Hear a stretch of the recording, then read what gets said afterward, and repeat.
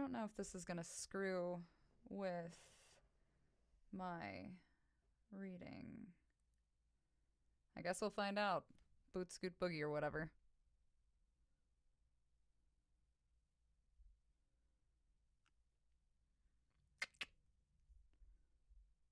Alright. So it looks like the audio is only on the left side. God damn it, I had this problem last time.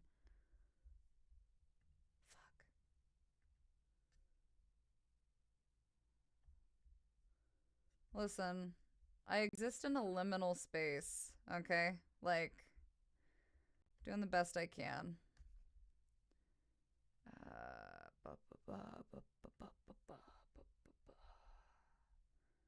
Properties. I need to go to advanced properties. Mono. There we go. So that should fix that. Boop, boop, be doop.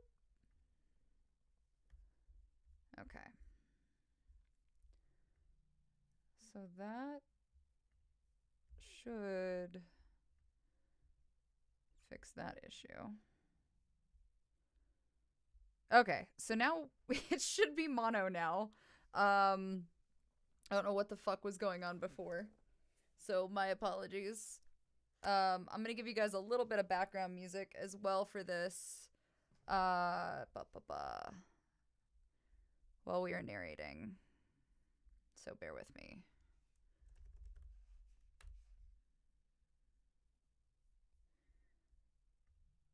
Okay.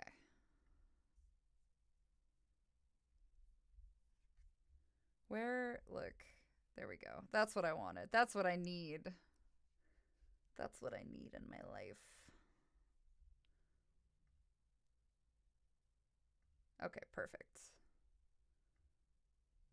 And then I will set up the music and make sure that that's set up too.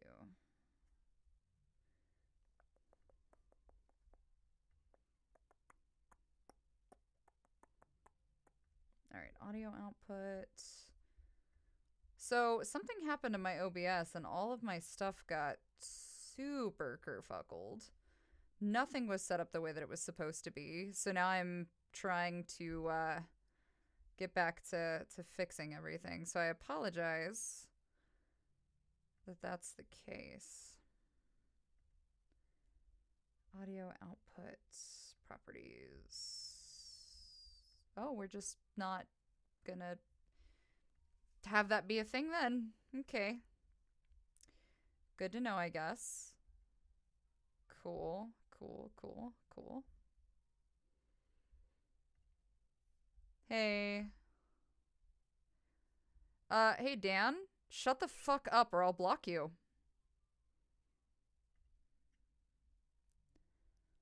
Welcome.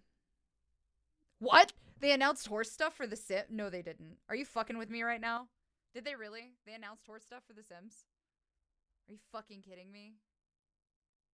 Thanks, Troy. I'm working on getting you guys some music, so bear with me.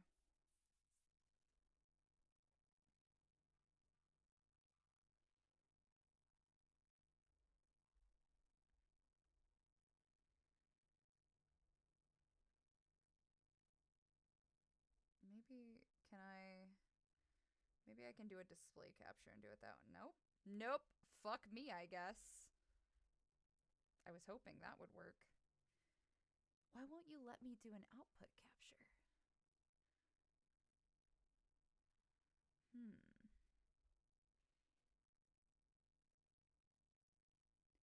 Can I do a window capture?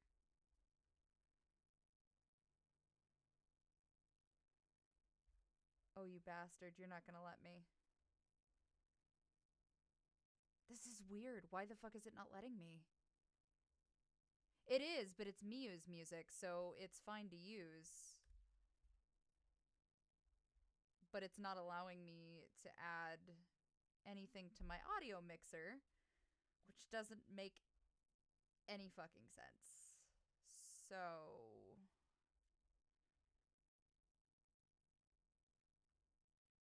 Honey, what is you doing? Can I do an advanced audio properties? Media outsource.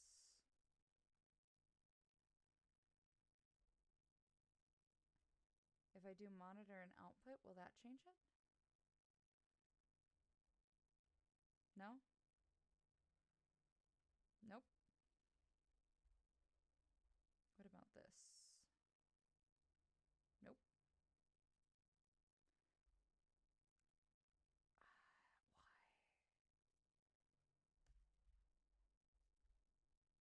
It probably is low. I'm not talking directly into my mic because this is my narration mic. So I'm like, right now I'm in the middle of, I am doing a big fucky wucky because, so my normal system is Bertha, right? So Bertha is my big gaming girl, and she's OP as fuck and amazing. But usually I stream on her. I'm streaming on my Mac right now because I am narrating. So I need Audition to do that for what I use so that I don't have massive fan noise, which is fine, except it's not allowing me to have the audio source that I need for you guys to have music. No, so a couple of these are going to be horror centric. Well, fuck me sideways, I guess. What if can I cheat the system a little bit? You know, just cheat it? Just cheat the system? Maybe? Do I even have it on here?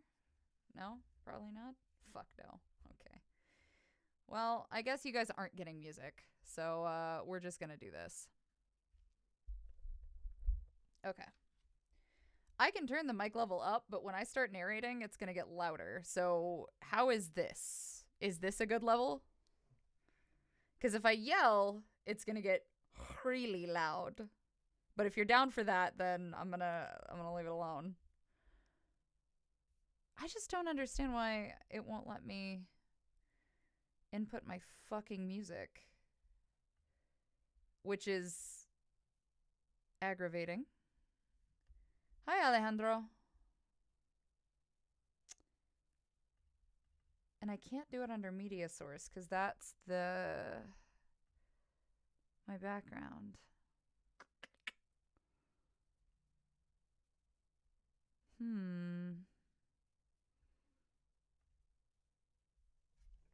Can we do it this way? Can we cheat? Let me see if I can cheat this. Hold on. I don't know if this is going to work, but I'm going to try it.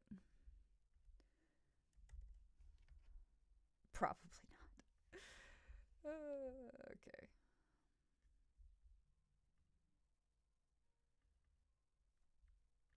Nope, that didn't do it either.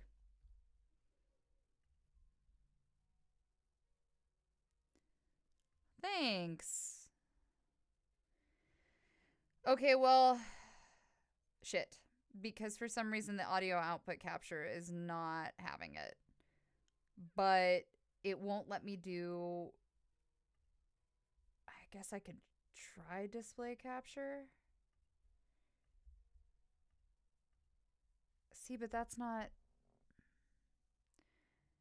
It's not giving me the ability to do an outsource. This doesn't make any fucking sense. All right, well, you guys just don't get music. Sorry. I suck. Well, so usually Bertha can handle it. Like, I set up and I can do it on Bertha just fine.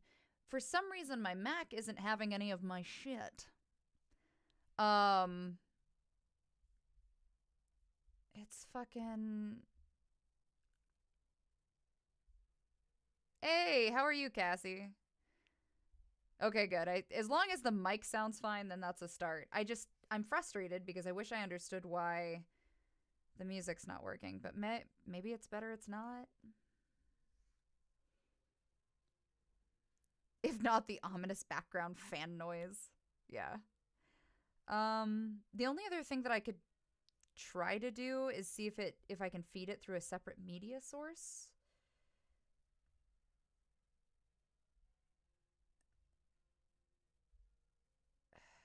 think I can do that either.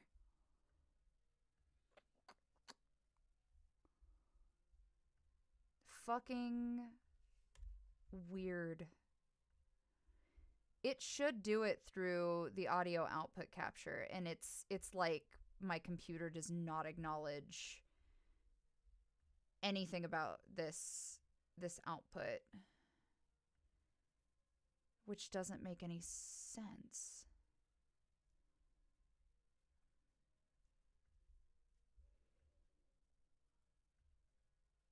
It's like it's not recognizing a device, but the computer itself is a device. Whatever, it doesn't fucking matter. We're just gonna move on. You guys can listen to the final when we're done. I will add music myself, so help me, Jesus. And we're just gonna have a nice, quiet narration of some bullshit, and that's how we're gonna do this. Because I'm stuck. I don't know what else to do. I am so sorry. You don't get cool music by Mew. I'm so sorry. I know. Filming is done on 2 of the 3 films I had scheduled this year. The 3rd film is currently on a delay, but Carousel 3, where I play the main villain Usagi, is complete and currently in post. And Bittertooth, which is the other film where I play a character named Ivy, is also in post. So you guys should see those films here pretty quick. So it's exciting. I'm excited. Well, fuck it, I guess. I don't know what else to do at this point. Hey everybody, I'm Autumn Ivy. We are popping in to do some narration today. Obviously, there is a live recording portion here, which is great. I'm going to do a couple of stories. Basically, what I'm looking for... English is not my strong point today. What I am looking at trying to do is release some more narrations on my YouTube, so that you guys have access to more audio narrations, because I know a lot of you very much enjoy the chilling and creepypasta stuff. So I am... Hi! Speaking of creepypasta, I said the name and I summoned him. Hello, Mr. Creepypasta. So I'm going to start moving back to releasing a story a week at least on YouTube the best that I can. Please remember, guys, I don't make a lot off of the monetization stuff for YouTube, so tips are sincerely appreciated. I may start reading a very favorite and close to the heart book of mine, which is Lisey's Story by Stephen King. I cannot monetize those videos because it's an owned product. And I'm not technically releasing like an official thing for it, so I have to do it as like a pleasure project, which is great because I very much love it. I would love to work on a film for Accounts from a Lonely Broadcast Station, Troy. I think that'd be great. You'd be surprised. I don't know. Stuff can happen in the future. Who knows? Wave my mystical fingers and shit. But there will be another few chapters, very, very short pieces that I'm going to turn into film-style ASMR stuff. For Accounts from a Lonely Broadcast Station. Those will be exclusive to my YouTube channel, so those will be out as soon as I can get around to actually filming them. But it may be a bit. I am obviously in the process of moving. This is kind of just a quick update for you guys. I'm moving. I'm trying to buy a house. I'm trying to sell a house. I am desperately trying to not pull my hair out because there's a bunch of shit going on all at once. And you guys are amazing. I appreciate you. But yeah, so part of my process is not just to release gaming videos as I've been doing on my YouTube, but get back to storytelling and being able to narrate, which I know a lot of you guys very much enjoyed. So I'm doing it. I'm doing it live for now. Obviously, the live narrations are kind of just one part of everything else. But if you guys, do you have a favorite horror movie? I really like The Cell, not Stephen King's Cell, but like Jennifer Lopez and Vince Vaughn. And D'Onofrio. I really like that. But officialautumnivy.com, you probably can't see it, but there's a thing for tips right here. It's officialautumnivy.com. At the very least, if you guys enjoy what you're listening to when you do get the final narrations, please remember that tipping is huge. It does help out a lot. But I'm going to go ahead and get started. I have a couple of stories today. I'm into all kinds of horror. I can't respond to questions while I'm narrating, so please be aware of that. I may go kind of off and then we can discuss it after the fact. But let me... Testing 1, 2, 3. Playback on that sounds good. Okay.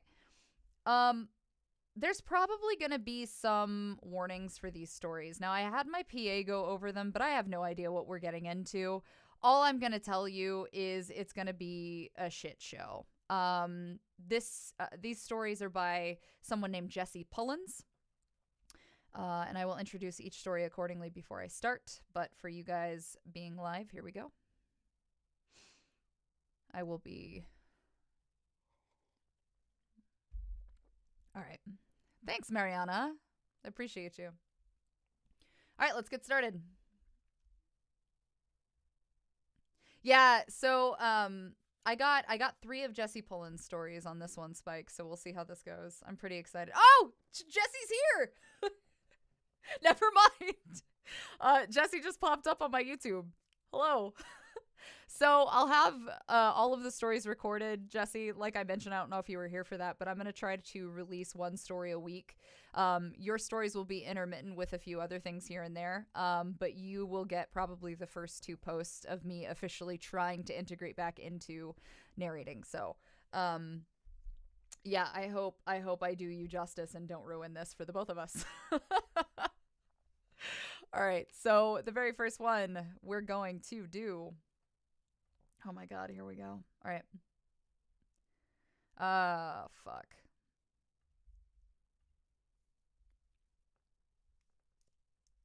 The Pig Demon of Dire Falls by Jesse Pullins, narrated by Autumn Ivy. I used to sleep soundly at night. I used to come home after a hard day, shower, and snuggle up in the blankets. With the buffeting of a box fan and the hum of an air conditioner, I would lull to sleep each night, fading out of consciousness until my alarms woke me the next day. I didn't stress over the sounds in the night. I didn't toss and turn at the unexpected wind and rain or the flash of lightning in a thunderstorm. No matter how trying my day was, no matter how long the hours, I would find sleep quickly and eagerly, ready to face the challenge of the next day. That was until 2 days ago.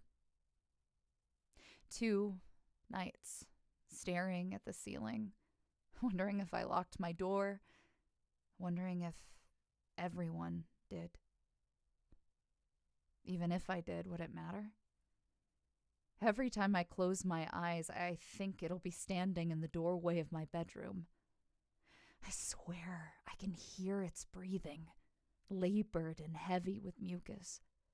I feel the heat of its snarl on my neck, and I hear the drag of its claws on the bedsheets. When I open my eyes, there's nothing there. I know it's there, waiting. My name is Lisa Regan, and I'm a police officer in the town of Dire Falls. What I saw 2 days ago will forever haunt me, as long as I live. Dire Falls used to be a quiet, small town. I thought for a while that the town was perhaps too quiet, you know? Although that is every cop's dream, but nothing ever seemed to really happen in my town, save for the occasional speeding ticket or fender bender. Being a cop in this town almost felt like a redundancy. The highlight of the week consisting of cattle getting out, or someone having a little too much on a night out. After academy training and staying in shape and studying to effectively do my job, it all kind of felt like it was for nothing. Until that girl went missing and was ultimately found dead in the river.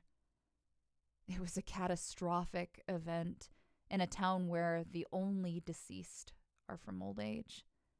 Even though the car salesman case was solved almost open and shut, something seemed to change in town after that. Like something had torn in the fabric of our close-knit reality. People kept more to themselves, and the warm welcome of our town was replaced by an eerie chill we couldn't shake. The girl in the river was only the beginning. The struck match to light a kindling paranoia that would only grow in the following year. Once the gloom had settled in, it never left. Like it was there to stay. Whenever it would get quiet again, there would be something disturbing around the corner. Something else to headline the paper, to remind us that normalcy wasn't coming back. A man burned up in his car, along with a murdered cat. Unexplained sightings all over town, from the woods at night to busy places in broad daylight. Mysterious lights in the woods. Overdoses on deadly drugs. Ones that were not only untraceable, but untestable. Reports of something lurking close by, and the calls, well, they were becoming so frequent that even reports of internet ghosts didn't really seem that far off. People began to disappear, without rhyme or reason. Some left photographs behind. Others left their cars on the side of the road, the engine still running. Each case runs cold just as soon as it happens. While these things seem unrelated when you lay the reports out, you can't help but feel like someone is like someone's punishing this town. The calls of unexplained sightings keep coming. The missing persons flyers are piling up. Our police force is small, and we're spreading incredibly thin. We're all just trying to do our part and assure the community that they're safe. Every shift we look up at the sky and we can feel the dark cloud. How can we believe what we tell them when we don't believe it ourselves? At the start of every morning or late night shift, we wait for the call, for the case that will break us. 2 days ago, I received my call. I'm telling you the story because I need someone to believe me. A vague report of trespassing in the middle of the day, around 5 p.m. or so, and some kids playing around on a private property. It was something that happened all the time. Teenagers looking for a secret place to drink, smoke, fool around. The only strange thing was the location I was called to had never been to before. It was on a long stretch on County Line Road, a long wooded portion that was nothing but trees and overgrowth as far as I knew. There was no road marker. I arrived on the scene, pulling my car onto a barely visible gravel drive in the tree line. The path was blocked by posts and a heavy chain, a simple yet effective barrier that kept my cruiser from going any further forward. I radioed that I had arrived and would have to proceed on foot. 10-4, dispatch responded, the chirp of my radio echoing. I stepped out of the vehicle and traversed the chain, keeping my eyes ahead of me. The path led to a small clearing and what appeared to be an abandoned barn. If I was lucky, it was just kids sneaking off for some cigarettes, but it boggled me how they'd gotten into the middle of nowhere without a car. And there wasn't anybody in sight, nothing but tall, swaying grass, and a derelict barn that seemed to be standing solely out of spite. It was apparent that whoever owned this property didn't take care of it, and it looked like no one had set foot anywhere near here in a very long time. From a distance, the barn looked ready to collapse at any moment. Not only did it look like it didn't belong, the faded gray paint of the outside and the weathered shingles almost seemed rejected by the thriving green grass around it. I worked my way towards the clearing slowly, keeping an eye for the suspected teenagers as I approached. I couldn't smell weed or cigarette smoke, and the closer I got, the more that I thought it was probably just a false alarm. The tall grass surrounding the barn blew freely, and I couldn't find any depressions in the grass wherever I looked. I kept looking at the barn in the clearing, the long, faded, and peeling structure standing like a sore in the middle of its lush surroundings. Just seeing it made me uncomfortable.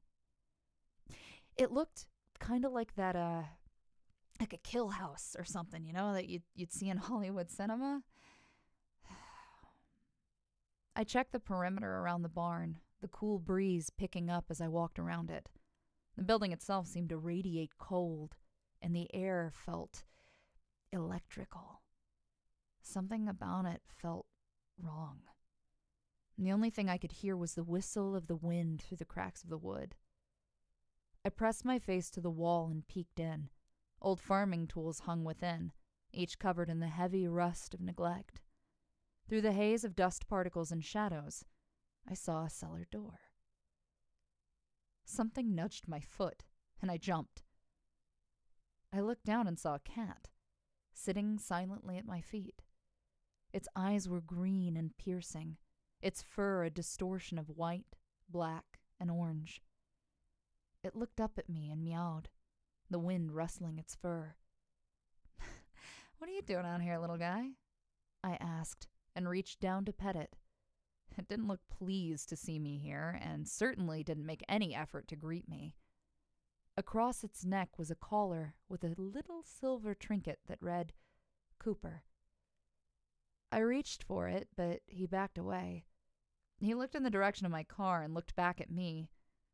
Another meow, this time much slower. His eyes bore into me with an intensity that I can't explain, like there was fire burning in them. The air started to feel chilly, and I felt myself shiver. The cat looked towards my car again, a guttural groan seething from the tips of exposed fangs. The wind picked up, and with it, the stench of death. It wasn't until then that my eyes noticed something in the thick of the trees behind him, a slow realization of details coming together. It looked just like red at first, but as I focused on it, I started to see the limbs and their lack of skin. It was a pile of body parts, torsos and limbs stacked like a bonfire. In front of me, the cat started to hiss.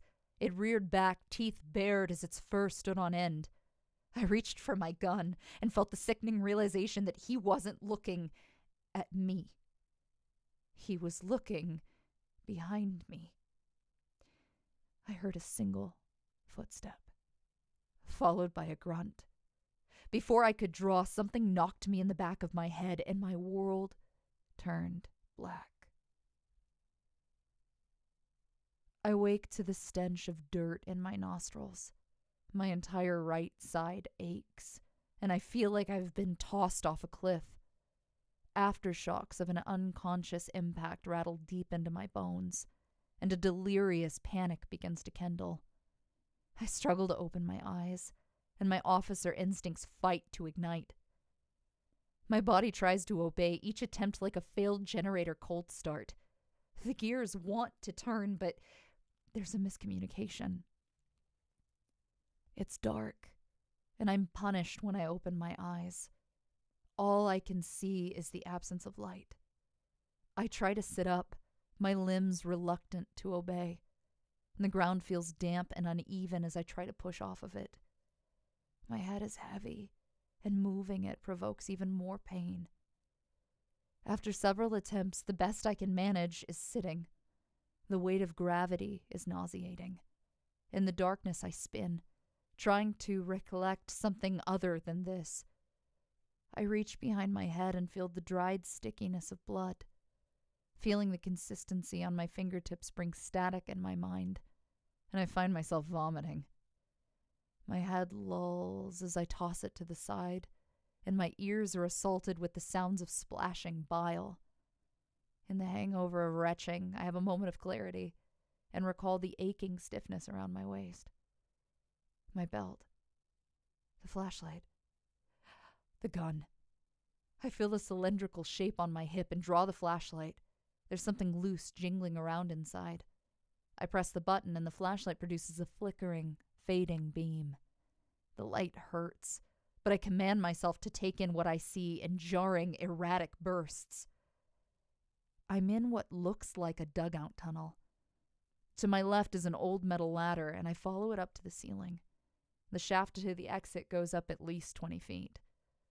3 details stand out miserably, erasing any hope the flashlight seemed to bring. Halfway up the shaft, the ladder is mangled horribly, twisted steel that would be impossible to climb. Hanging from the top portion of the ladder is my radio, just out of reach. The top of the ladder passage is blocked off by what looks to be a wooden door. God damn it. My conclusion is that I was tossed down here, and it's a miracle I didn't break my neck in the fall or gore myself on the broken ladder. The flashlight is dying, and I abandon what's above to see what's ahead.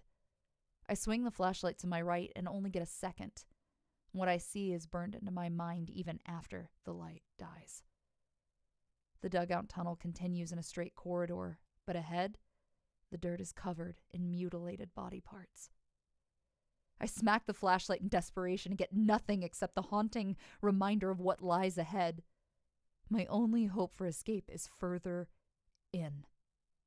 My legs shake as I climb to my feet, my aching body protesting every movement. My steps are hesitant at first, my knees wobbling under the weight of my ailments. Albeit blindly, I navigate the walls of gore. Bones and pulp crunch under my boots as I feel my way forward, and every noise makes me sink further inside of myself. Despite the growing chill, the stench of hot roadkill still remains. I do not know how I got here or why, but I trudge forward. I try to use my phone as a light, but I can't get it to respond to my finger.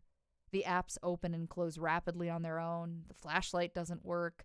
The signal bar jumps from 1 to 4, each lighting individually. I try to reset it, but when I hold the power button, it fails to turn back on. In my hands is the shaking weight of my Glock 22, feeling heavy and worthless in the dark. I can't even recall when I pulled it from its holster.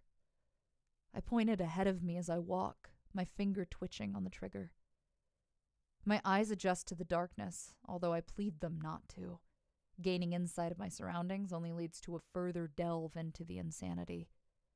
Empty sockets, sinewy jawbones, and my mind tries to piece it together, the reason for the plastered butchery, but it produces no answers.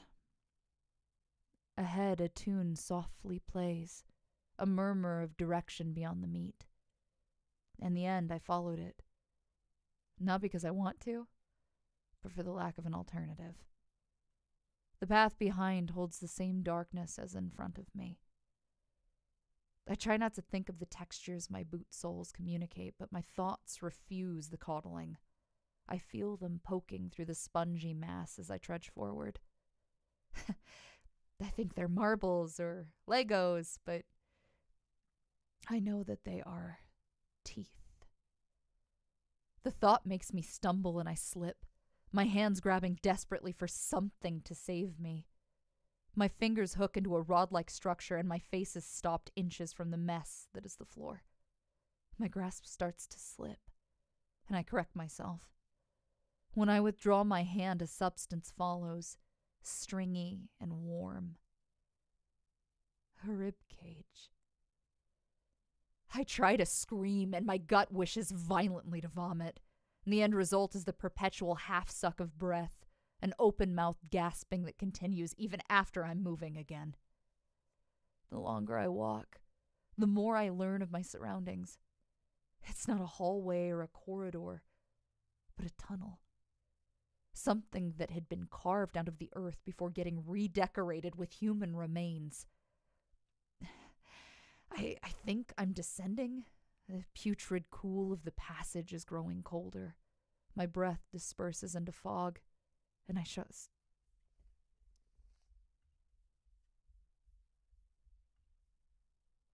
First fuck up of the day. Pretty good. Not bad. All right, give me a second.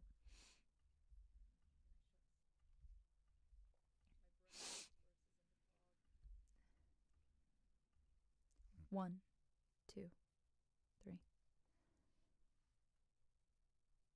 My breath disperses into fog, and I start to shiver. There's a fork in the tunnel. The left just leads to more darkness, and to the right is light. I struggle to make sense of it, the little glimmer outline of a rectangle. It's a door, framed impossibly into the walls of the cave. The sight doesn't give me hope, just a foreboding drone the longer that I look at it. Like it's trying to signal or tell me something. Something like I'm going to die. I approach the door. The tune is louder, an old song scratching on a record player. I can hear this loud thwacking coming from within, like a blade burying in a block. I think I know what I'll find, but my hands find its way to the knob anyway. When I open the door, the first thing I see is the large figure standing in the center of the room. Its body is broad, bulging muscles donning an apron glistening from a dingy overhead lamp. The music drones on as he works, a tired record spinning on an ancient player in the corner. Sharp, wicked tools hang from the walls, each stained with evidence of heavy use. Hand-crank augers, scythes, and hammers. The butchered bodies of dozens litter the room, coagulating streams trickling to a large floor drain. I watch the large blade cleave flesh, separating an arm from its shoulder. From what's left of it, I can see that it's a woman and recently deceased. Steam rising from the freshly pooled blood. Piercing eyes from behind what I think is a pig looks down and admires its work, one of its beefy hands playing in the arterial spray. Its tongue laps like a panting dog, the curve of its smile unnatural and grotesque. Its twisted snout sniffs the air, catching a scent that makes it look up at me. Behind the pig man, the music stops. He looks up at me and cocks his head, moving like an animated nightmare. Its smile widens, and one of his pointed ears twitching. I want to hide, but it's too late. I want to run, but there's nowhere to go. I want to scream, but I can only watch. Watch as it squeals. Academy training specifies 2 shots, center mass. I give him 4. The gun barks in my hands, my grip slipping against the gore on my fingers, the rounds punch through its gut. 40 S&W hollow points ripping through the surface, only to be halted. Like his insides were solid. The bullets only seem to agitate him. He groans loudly and grabs the body on the table by its throat. He squeezes it angrily, a hand the size of my head, closing around the windpipe until the dead woman's eyes bleed. He hefts the mutilated body over his head, and with a loud squeal, he throws it at me. As the corpse rockets towards me, I slam the door, and as the body crushes into it, I can hear him flipping the table out of his way. A second later, the large cleaver bursts through the door, sending splinters as it chops through effortlessly. I raise the gun and retaliate, firing rounds through the wood to slow him down. He shrieks as I shoot him, swinging wildly before retracting his arm. His other one comes next, punching another hole through, this time with a meat hook. It nearly grazes my face, the door crumbling as he reaches as far as he can. The door barely holds him off, and I light him up again, peppering him until the gun runs dry. Even as a bullet digs a trench through one of his eyes, he does not stop. I turn to run, ejecting the mag and replacing it as he breaks through the door. Despite the many wounds, the pigman doesn't seem to be slowing down. Fear bleeds into adrenaline as I hear him squeal, an unnatural cry that seems more excited as he gives chase. I'm faster at first, but his heavy footsteps crush through the floor's gore as I slip. My hands shake as I rack the slide on the Glock. I take off opposite of the butchering into more tunneling that I can barely even see through. My eyes adjust to the dark, but it's not enough to see every jagged bone, every strip of slippery meat. I hear his footsteps gaining, and I turn to fire. The muzzle flashes illuminate the horror he is, and I watch him approach with every consecutive gunshot. Even as the rounds smack into his chest, he raises the cleaver so high it drags on the ceiling. With a grunt, he brings the blade down, and I feel the wind from the swing as I throw myself against the wall. The cleaver buries into the floor, kicking up a spray of gore and dirt. I raise the gun and point it at his face. The pigman reaches out and grabs the gun, his thick fingers immediately engulfing both the firearm and my hands. I pull the trigger and miss, catching a glimpse of his grin as he lifts me off the ground, my fingers threatening to break. He lets go and slams me into the wall with his head, his skull acting as a battery ram that knocks the wind out of me and crushes my breasts against my chest. I fall to the ground, losing my grip on the gun and slipping in the gore beneath us. My gasp for air is met with a colossal boot on my stomach. His squeal is loud and echoes through the tunnel as he watches me struggle. He leaves the cleaver in the ground and holds up the meat hook, running his long tongue over the bend in the steel. I try to crawl away, pawing the dark gore in search of the handgun. My fingers graze a human skull, a severed foot. Other fingers. I try so hard to get away, but his beefy hand grabs the back of my neck and yanks me upward. Through gasping breath, I kick and try to scream, trying to do anything in my power to avoid the meat hook. The pigman lets me struggle, a barely human chuckle, chattering his crooked teeth. His breath is rancid, a metallic stench of death and decay. I see my end coming. In the form of the sticky hook he drags across my face as he savors what comes next. As he toys with me, I desperately feel my belt for something, anything to help me. Empty holsters, handcuffs, taser, mace. Mace! As the pigman stares at me with its remaining eye, I raise the can of mace and empty it into his fucking eyeball. The pigman howls against the pepper spray, jerking his face side to side to avoid the mist as I hold the button down. I cough and hack against the spray, my eyes tearing as I exhaust the can. When it's spent, I shove the empty can into his eye, lodging it into the fissure left behind by the bullet. And the squeals are broken, almost robotic. The pigman swings wildly and lets me go, the hook catching and ripping the meat plastered to the walls as he tries to dislodge the can. I stumble to my feet and run, drawing the taser as I try to get away. I know he won't be slowed for long. The tunnel moves in a blur around me as I run, my breath slowly returning. Another fork. I go left. I want to wipe my eyes from the spray residue, but my hands are covered in blood. Behind me, the pigman squeals angrily. Another fork. Right. There's no logic to my direction, only a further descent into the underground madness. I squeeze the taser so hard it hurts. Beneath my feet, I start to feel traction. Squinting against the darkness, I see the gore is thinning, giving way to metal. The squeals behind get further away, angrier the longer that he can't find me. The smell of roadkill fades, replaced by oil and grease. My boots meet a solid surface, and I'm able to run without worry of slipping, just as the squeals become a whisper. The tunnel opens up, wider and taller, until I find myself in a vast open space. Machines and metal scrap litter the floor in piles, cracks of light coming from above. Help me! Help me! I scream, afraid to stop for too long. My voice reverberates endlessly. I look around the massive room, my surroundings starting to make sense. It's like a factory, but tainted.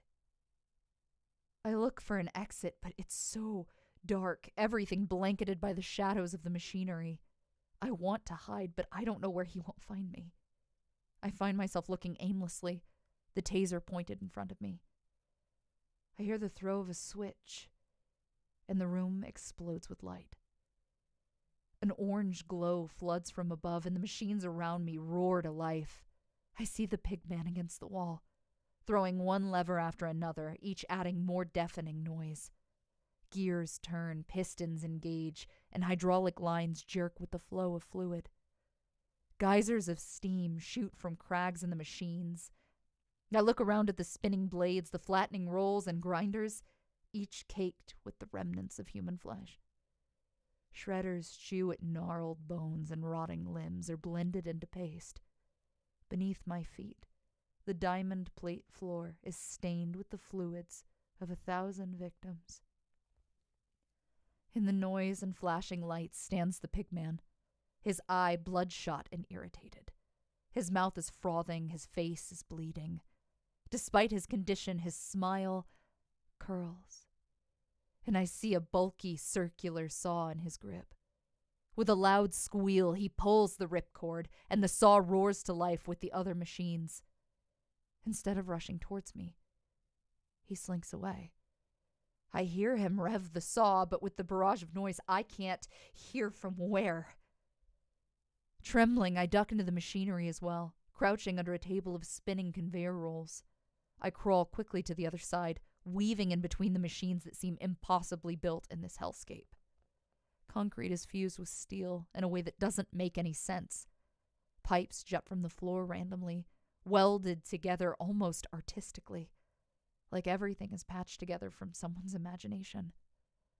Somewhere the saw revs, and I duck into the workings of another machine to hide. I crawl around beams and weave past rubber hoses, occasionally looking behind me to make sure he isn't following. Shadows dance from the lights above, a disorienting pattern that makes me dizzy. My chest and stomach hurt, and the smog billowing in the room makes me want to gag. I look frantically for some sort of safety, anything, but behind every metal cranny is just an extension of the same industrial nightmare. The beams started getting closer together, forcing me to crawl ahead in a narrow path. I no longer had room to turn around, and suddenly I felt a twinge of claustrophobia curling around me.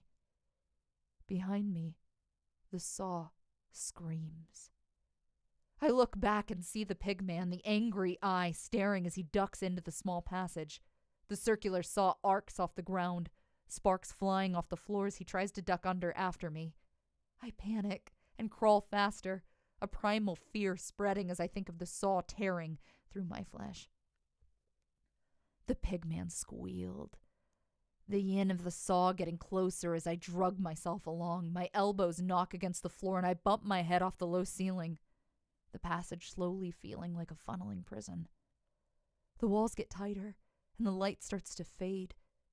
Before I know it, I'm at a dead end, a cold wall suddenly cutting me off. No, no, no, no, no, no! I look behind me to see the pigman only 15 feet away, baring his teeth as he draws closer. I pound against the wall in desperation and feel it give. The passage is cut off by a large toolbox, the wheels rusted and locked in place. "Move, damn you!" I shout, pushing the box as hard as I can. It budges slowly, wheels squeaking in spite. I hear him getting closer, but I don't dare look back. I try to shove it again, this time throwing my shoulder into it with everything I have. The wheels break free, only to catch an inch later. The box topples over, tools spilling in a loud crash as the drawers empty all over the floor. I hurry over it, just as I feel the vibration of the saw eating at the floor behind me. I roll over it painfully, sockets and wrenches skittering around as I crawl to my feet. I feel a rush of relief as I get out of there, only for my stomach to sink like quicksand. The area ahead was just a 20 by 20 open square, completely cut off by concrete walls. Chains hung with hooked ends from the ceiling, inches above my head. I had backed myself into a corner. There was nowhere else to go. I turned to see the pigman emerge from the passage, his bulky frame squeezing out awkwardly. He's holding the saw lazily, the same excited smile. This was the end of the line, and he knew it. The only way out is back through him. I look at the floor, to the scattered tools spilled from the tool chest. I holster the taser and pick up the biggest thing I could find, a large, open-ended wrench the length of my arm. "Fuck you!" I shout, hefting the wrench in both hands. "You want it so bad? Come and get it, you fucking pig!" The pigman pauses for a moment and lowers the saw. He tilts his head curiously. "Come on!" I yell. ready to swing. His smile widens, and he looks away from me to the blinking button on the wall next to him. He lifts a meeting finger and presses it. The floor beneath me rumbles, and a glaring red spotlight shines from above. Between my feet, the floor starts to separate, and an ear-splitting roar erupts from above.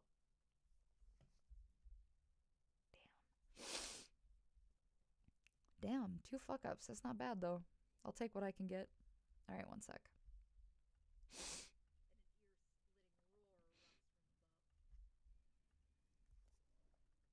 And an ear-splitting roar erupts from below. Beneath me is a pit, and at the bottom, the biggest shredder I have ever seen. The floor disappears and the pig laughs. I drop the wrench and grab onto the chains above, holding on for dear life as the toolbox falls below. The teeth chew at the toolbox, hammers and screwdrivers bending under the immense force of the shredder. It struggles at the momentary clog, only to speed up and clear itself like a garbage disposal. I scream as I flail in the air, and the pigman revs his saw once more, swinging wildly to knock me down. Sparks fly and the chains ripple, the spinning blade of the saw only inches away. I sway on the chain, kicking away every time he swings. I grab onto another, but every time I move, I dangle further out of control. My grip is slipping, and he will reach me eventually. I have to make a choice. The saw or the shredder?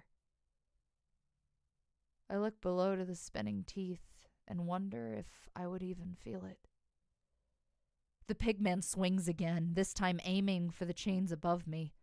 One of the chains is ripped from my hand and I almost fall. He revs it up again and opens his mouth, a savage scream rippling from it. Dangling from one hand, I draw the taser and fire.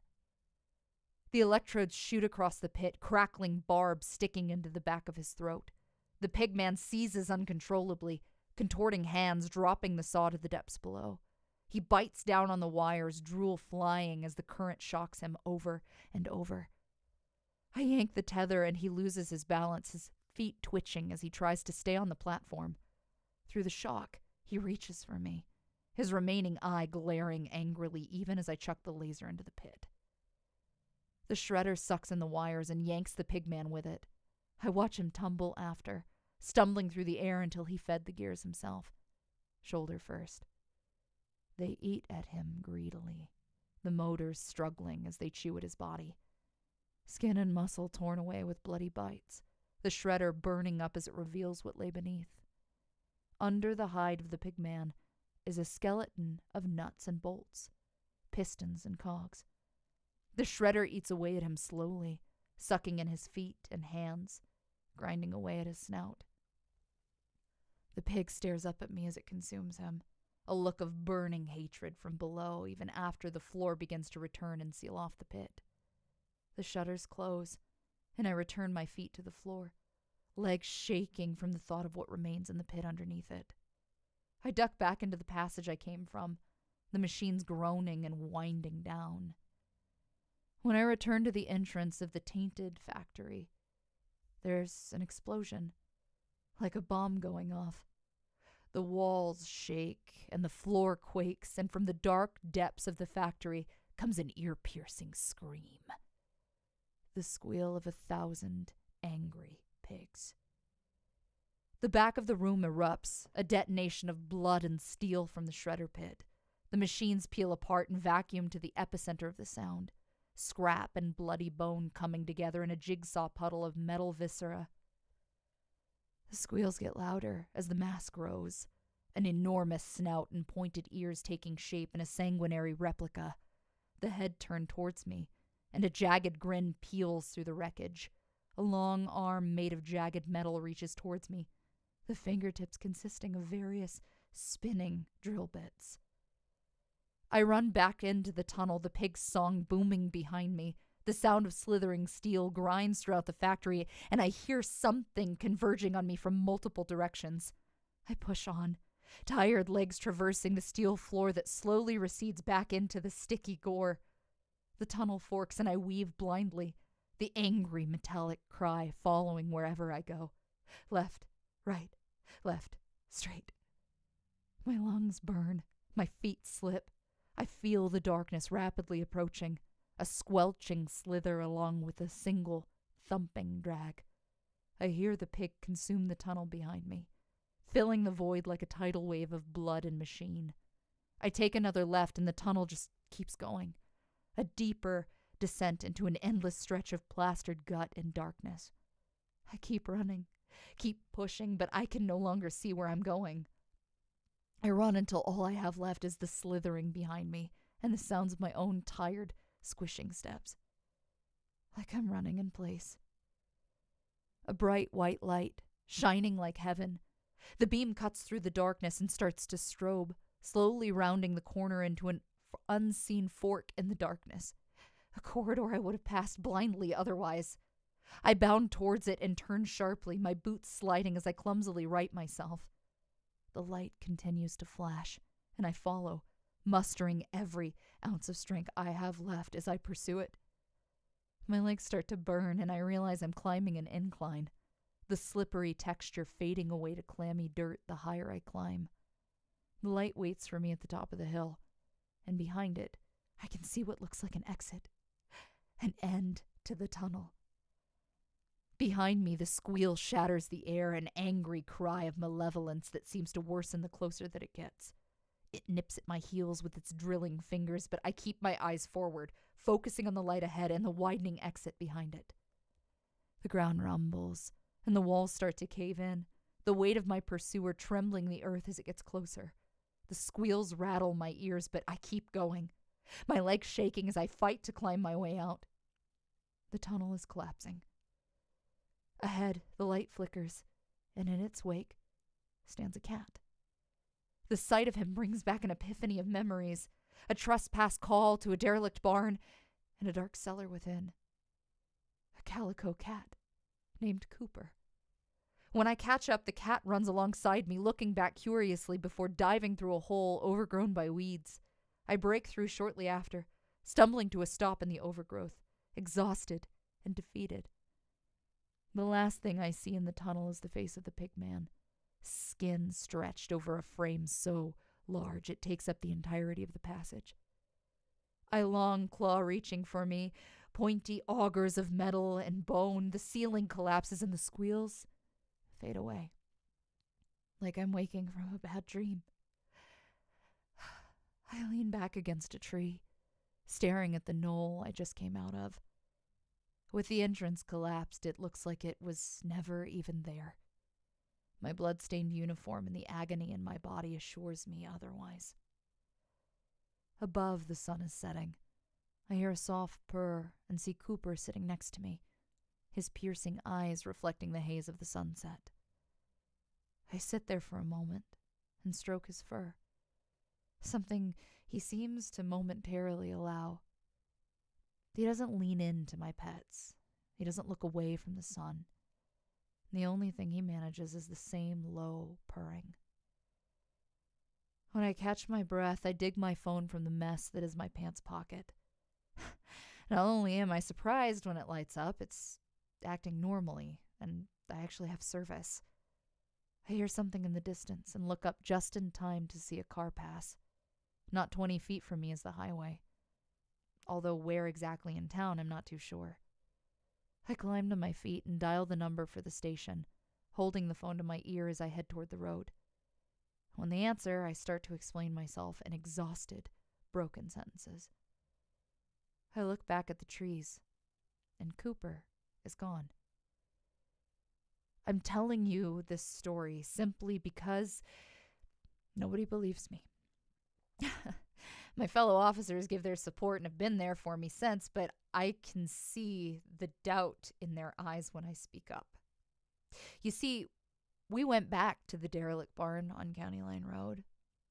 We found my car, where I left it, parked in a little patch of grass on the shoulder. Everything is there as I left it. No signs of tampering, no evidence of theft, but there's no road leading to the property. No chained-off drive. There's no abandoned property, no derelict barn, no signs of recent activity or presence in the slightest. Just an undisturbed forest that goes on for miles. I even led them back to where they found me on the side of the road. There's no caved-in tunnel, no mysterious cat, no signs of me even having been there. Aside from my bruises and ruined uniform, no pig man, no nothing. They've given me time off, time to collect myself before coming back to the station and making a proper statement. I also have to undergo a mental evaluation to ensure I'm fit to return to duty. I suppose I should be thankful. Thankful to be alive, thankful that I made it out. But every night I'm left lying awake. I think of that pig and the things that I saw down there. I think of how he wouldn't die and the machinery that writhes underneath his flesh. I think of all the bones I found down there. How many victims he's claimed. The ones he used to decorate the tunnels with gore. Tunnels that stretch under this entire fucking town. I lay in bed at night and I can hear him squeal. I close the windows and lock the doors, but I know he's still there. I know he won't stop. I'm telling you this just in case nobody ever hears from me again. I will go looking for him. I'll find another tunnel. Someone has to. I just hope he doesn't find me first.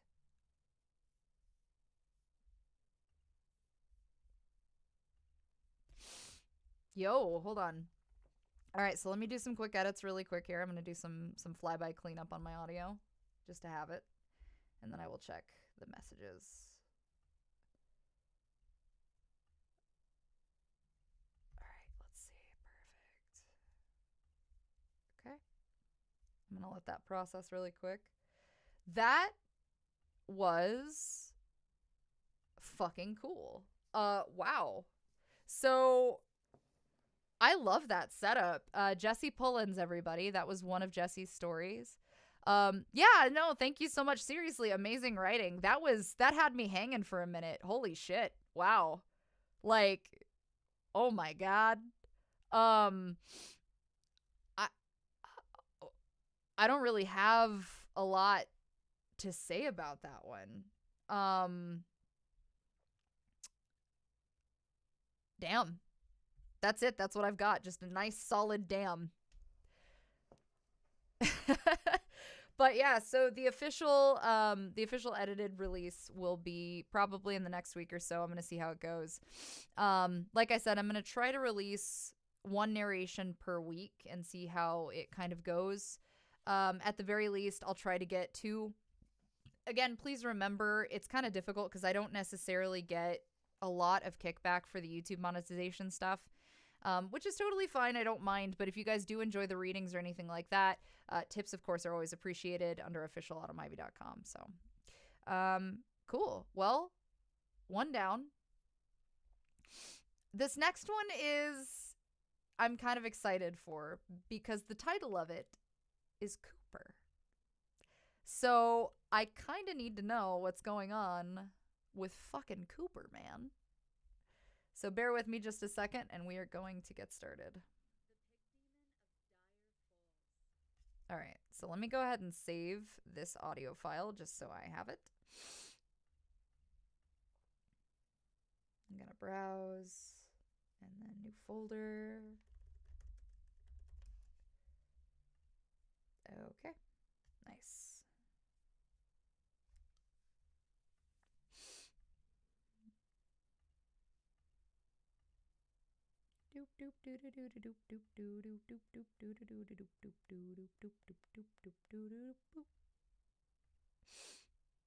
All right, nice. Okay, so on to the next.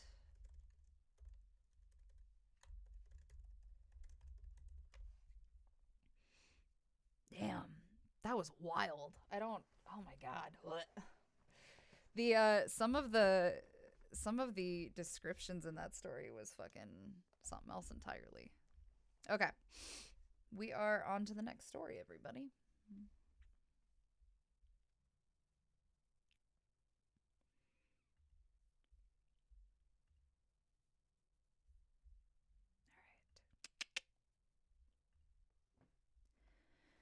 Okay.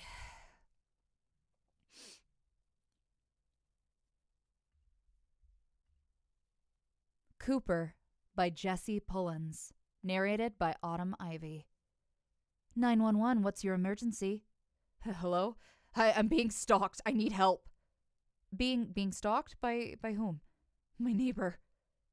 You're being stalked by your neighbor? Yeah. I'm not safe. He's gonna get me. Okay, sir. Where are you now? I'll send a unit right away. No, you don't understand. I'm on my way to the police station right now. He killed Cooper. He killed who, sir? He killed Cooper, the cat. He killed the cat. He killed your cat? No, he's not my cat. He's just a cat. He's a stray. I'm bringing him with. You have to help me. Sir, how far away from the station are you? Where are you now?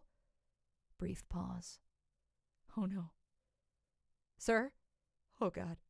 Oh no. Sir, what's the... He's in my car. Sir, pull over. You need to... There was a panicked scream, followed by an electric crackling over the phone. Muffled thumps and an interference are all that can be heard from the caller's end, with a faint sound of squealing tires. Sir! Sir? The line goes dead. That was a transcript of a dispatch call to the sheriff's department. This was a couple weeks ago, and the man who called never made it to the station. I was not dispatched to this call, nor did I have any knowledge of it at the time. This is the only place I can tell this story, with you guys being my only possible audience. I have to tell somebody. There will be specifics I will have to leave out, but I'll tell you everything that I can. Maybe those who are looking can get some closure. It's the best that I can do. I'm a police officer. I've only been on the force for 2 years. My dad was a cop in the big city, just like his father before him. He always said he wanted his daughter to follow in his footsteps, but was ultimately shocked when I joined the department in the next town over. The city was too congested and noisy for me, and I wanted to try and make my own way without actually working under his shadow. There's something wrong in our town. It started 2 months ago, like a dark cloud had just hovered over our town and never left. The start of my career had been pretty quiet, if I'm being honest. The extent of my police work had consisted of traffic violations and petty theft. A wellness check every once in a while, or a call for a domestic disturbance. It almost seemed a little easy, like maybe I should have joined the academy in the big city instead of a sleeping town. It all seemed to start when they found that girl under the bridge. The first murder in our town in a long time. I drive over that bridge every night to go home, and it serves as an odd reminder of how peaceful things used to be.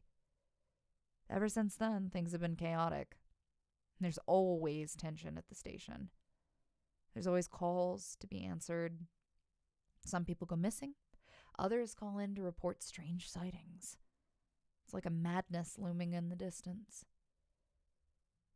I was on the way home the night that it happened. I had just finished late on a night shift. I changed at the station and was driving home. Long stretches of back roads through farmland. I live in the country in my grandparents' old house. It's got some land, but it's real marshy, and I had to start getting in my uniform at the station because my driveway is, it's a muddy wreck. Most of my gear is at the station. The only thing I had on were my phone and compact Ruger 9mm when I carry, when I'm off duty. It's been a long day, and honestly, I was ready to be home. Soon, I could have a hot shower and a nightcap, and I would be drifting off to sleep just to do it all again tomorrow. I was on a particularly long stretch of road, my headlights the only light in the vast fields of beans on either side.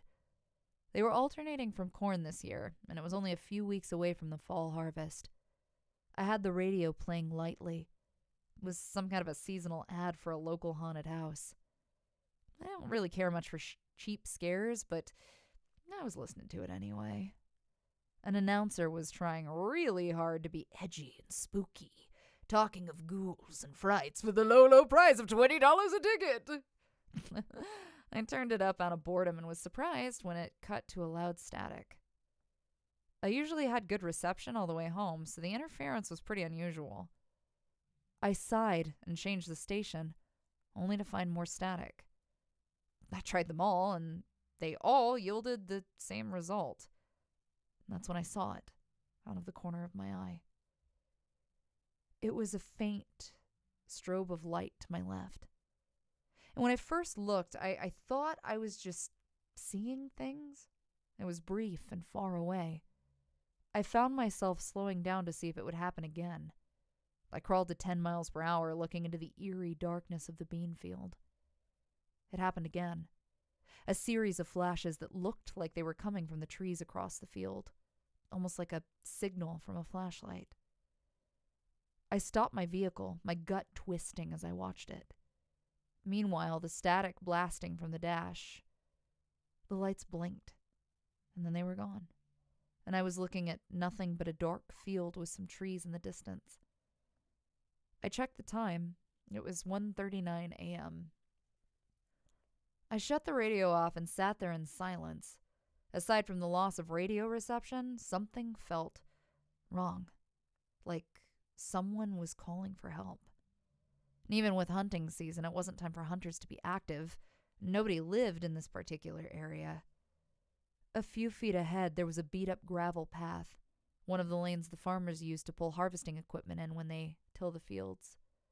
I grabbed my phone from the passenger seat and tried to ring the station. Holding the phone to my ear gave me nothing but a long silence. I looked at the screen to see that I had no bars. There was no signal to get through. I mulled it over in my head. It was 10 minutes back to the station, and I was only 5 away from home. But if somebody was in danger, they wouldn't have time for me to be dicking around to find a landline. I wasn't in uniform, and there would be no calling for backup. If something bigger was going on out here, I'd just be shit out of luck as the next person calling for help. I tried the station again. Nothing. With my eyes on the dark gravel lane, I felt into my purse for the 9mm and badge. I always kept it loaded, but I checked out of habit, half cocking the slide to make sure it was chambered. I didn't have a choice, really. I mean, I'd get my ass chewed for going in without backup, and I wouldn't be able to forgive myself if somebody couldn't escape danger because of my negligence. I left off the brake and turned into the path, my Suburban bouncing over the uneven ground. The headlights shined down the stretch of gravel, barely hitting the trees in the distance. I saw the eerie strobe light again. It was coming from the forest, near the base of a tree. I periodically checked myself for reception, but was rewarded with the same results. Driving down the path filled me with anxiety. I kept scanning the trees for movement, for a sign of life or struggle. I would start at where I saw the strobe and would go from there. Hopefully by then I could get some kind of a signal. The gravel lane ended with a tree line. There was a gap between the trees with waist-high weeds that looked like someone had driven through them. I couldn't really see what was behind the weeds, and there was no visible path from there, so I took that as my cue to get out. I put the phone and badge in the pockets of my high-waist jeans and grabbed the handgun. I decided to leave the car running and use the headlights for visibility. Stepping out into the chilly midnight air, I felt the immediate squish of mud. I always wore my hiking boots because of my shitty driveway, and I was thankful to have them on now. I closed the door and tucked the handgun into my coat. A toxic smell wafted on the night air, like something burning. I looked back towards the dark road, wishing that I could have called for backup. Leaving my truck behind, I headed towards the tracks in the weeds. Somebody had definitely been through here. My boots sucked at the mud as I approached, and I felt more vulnerable the further that I got from my car. Ahead, the weeds started to rustle, and I froze, pulling the gun and readying it tightly with both hands. I trailed my gun on the weeds, clicking the safety off and lining up the sights. A white and brown mass of fur slinked out, a collar jingling on its neck. It was a cat. With a sigh of relief, I lowered my weapon, and the cat meowed at the sight of me. It was a calico cat, his marbled fur untouched by the surrounding mud. It pranced up to me and purred loudly as it rubbed against my leg. I knelt down and scratched its chin. "What are you doing all the way out here, little guy?" I asked as I pet him. The cat looked at me with intense eyes, its whole body radiating an odd warmth in the chilly air. After seconds of scratching and purring, I heard a loud popping in the distance, like a firecracker going off. I stood and looked into the forest, down the tracks of flattened weeds. There was a faint orange glow in the trees, but from what I couldn't exactly make out. I decided to take the cat back to the truck, but when I looked down, it was gone. Confused, I looked around for it, almost slipping in the mud when I whirled around. It was nowhere to be found. No meow, no jingle, nothing. Suddenly being alone again gave me goosebumps, and I gripped the gun tighter as I scoped out my surroundings. Having no choice but to leave the mysterious cat behind, I headed into the forest to find the source of the noise. Once I started down the trail, the mud lessened with the foliage of the forest floor. The further I walked, the stronger the stench became, and a faint burning started hitting my eyes. Smoke. I couldn't really see it in the dark, and the headlights weren't helping as much as I'd hoped. I was embarrassed at my lack of preparation, but it was better than shrugging my shoulders and driving home. I followed the smoke, scanning the woods for any signs of movement. The glow ahead was slowly getting brighter, and I started walking faster. My adrenaline was rising, the gun held tight in front of me. Something was definitely burning. The smell was strong, and the smoke was getting thicker. It was like the smog and hints of charred meat, like a cookout or something in the middle of a refinery. I chanced to look at my phone. No bars. I don't know why I expected anything different. I started running. The glow got brighter and brighter until I could see it radiating. There were trees and brambles blocking the view, but I pushed on. I needed to get there. Too much time had been wasted already. I ran through the weeds, blinking at the sting of smoke. My boots snapped twigs and kicked up leaves as I went. I could hear the fire now, the crackling and sizzling of something burning hot. Thick smoke hazed through the light of the fire, and as the trees broke into a clearing, I could finally see the source. In the center of the clearing, a mini SUV sat like a ball of fire. Wicked tongues of flame licked from all sides, billowing black smoke, trying to reach the sky through the crowded treetops. The twisted figure of what once was a person sat in the driver's seat, their contorted hands frozen in perpetual burning agony. Something brushed my leg and tore my gaze from the wreckage. The cat sat next to me, its eyes locked ahead with the reflection of the roaring blaze in its eyes. It looked up at me for a moment, and then turned to look at something off to the side of the fire. I followed his gaze and suddenly felt my knees weaken. A man sat facing the fire. He was about 15 feet away, sitting with his chin resting on his knees. He stared intently into the flames, his hands messing with something in front of him. His face was emotionless, and he sat like he was enjoying a campfire on a cool summer night. I felt the panic rise within me, and I forced it away and sprang into action. Running into the clearing, badge held up, I trained my gun on him. "Police! Hands where I can see 'em!" I shouted. And for a moment, he ignored me. He just kept looking at the fire. "What are you doing here?" "I just wanted to watch," he said quietly, his hands gripping the object in front of him. It looked like a taser. "I said, get your hands in the air now!" I yelled again. And this time he looked at me, his blank face slowly turning to anger. He started getting up, the taser held at his side. "Did you come to watch too?" he said, taking a step closer. "You take another step and I will shoot, I'm warning you!" I shouted, pulling the hammer back. There was a sizzling in the wreckage, one that was starting to slowly get louder. We both seemed to look at it at once, and right before our eyes, the hood of the SUV exploded.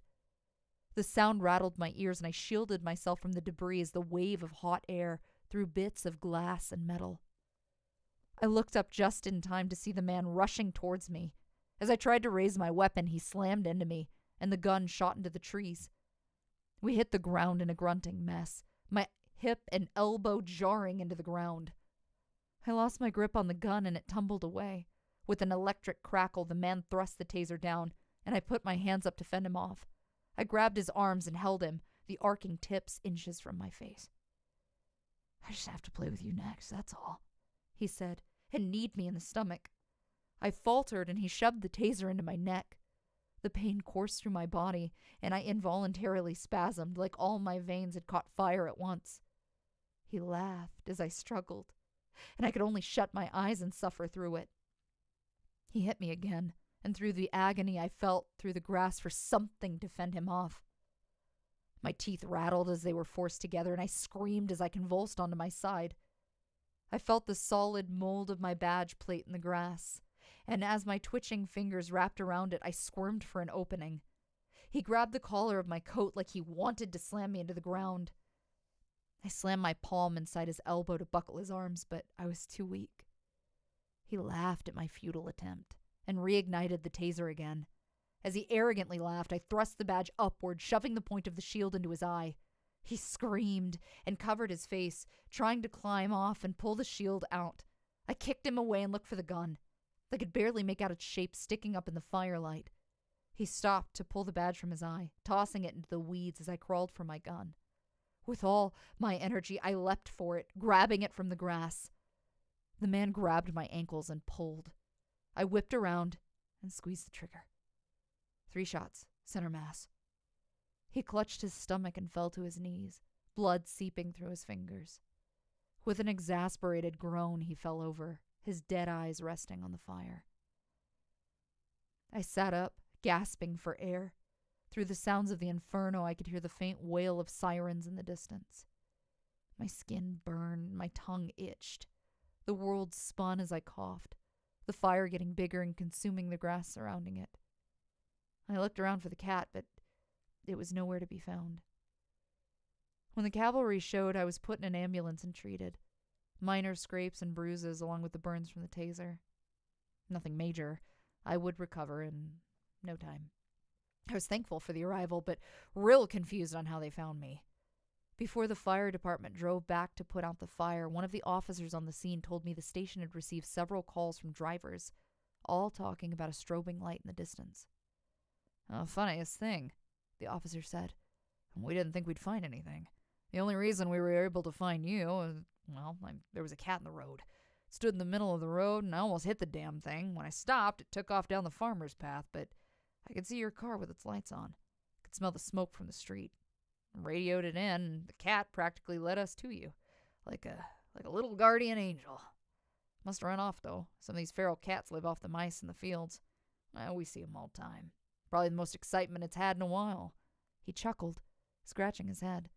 And all I could think of was the fiery eyes of the cat as they closed up the ambulance and sent me on my way. The next day I filed the incident report. I told him about everything.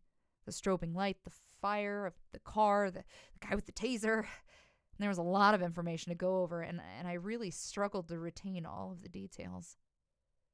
They pressed me on why I didn't call for the backup, and when I said I had no signal, they treated me like I was lying. After some evaluations, they deemed me fit to leave. I was allowed to go, and I was given a couple days off to recuperate. While I was off, I eagerly awaited the news report revolving around the incident. I left the television on in hopes to catch it, and I even browsed the web to find an article about it. It was strange. No network had coverage. There wasn't any mention of it. Social media was quiet. There was no official statement made from the police department. Nothing. I called one of my fellow officers, and they said something was going on at the station, that the perp's family had money, and they sent a representative to sweep everything under the rug. When I asked him to elaborate, he said that there was some shady shit going on and that they were just paying everybody off involved to keep their mouths shut. When I returned to work, it was like the whole thing never even happened. Everybody kept their head down, and when I asked them about it, they just made up some kind of an excuse or redirected me to the chief. When I spoke to the chief, he said that the investigation was, quote, no longer our jurisdiction, and I needed to let it go. He said some agent from the FBI turned up while I was on leave and collected all of the evidence that was needed for the investigation. When I tried to pry further, the tone seemed to change, and Suddenly, there was threats of suspension and possible relocation to a different department. I was given thorough instructions on what to say if the issue ever came up again, and I was reassured that the media had been handled. The chief said that both men were deceased, and as far as they were concerned, it was a, quote, open and shut case. Further attempts to get information only angered him, and I left his office baffled with my head hang low. The rest of my day was uncomfortable. Eventually, I got up to meet with the officer I called while I was off, and he slipped me an envelope when we were away from everyone. He told me it was all that was left, that everything else had been pulled and labeled confidential. I looked through the envelope when I got home. It was just the positive IDs for the perp and the victim, and whatever forensics had been able to pull off the wreckage before they were locked out. As far as I know, this is the only physical evidence remaining of the incident altogether. I can't give you names, but they both lived in the same complex, and they lived across from each other. The driver who burned up in the car had lived in his condo for a couple years and kept to himself the entire time he'd lived there. The perp, however, had just moved in a couple days prior. Neighbors said that he had an expensive moving crew with a lot of nice stuff. The department had gone door to door asking questions to other tenants in the beginning, and the only thing they could tell was that the perp was acting strange. There was no way of telling what actually happened between them, but I later found the dispatch call above that came from the driver in the car. After several online searches, I was able to learn more of the perp's family. They were extremely wealthy, like Gates and Bezos wealthy. There wasn't much on the perp himself, but I can only assume that they moved him here because he was a problem child or some shit like that. The landlord said the guy didn't personally apply for his apartment, that a representative or something did. The landlord made a statement saying something about generous donations for the district and that it was an offer he couldn't refuse. The forensics weren't as complete as I'd hoped. They were leaning towards electrical being the cause of the fire, but they were really unable to draw any accurate conclusions before the investigation was pulled. The man behind the wheel had been so badly burned that there was some residue of adhesive left behind, almost like he'd been duct taped to the seat when the car caught fire. They didn't get a chance to do an airway examination, whether or not he was alive when the air broke.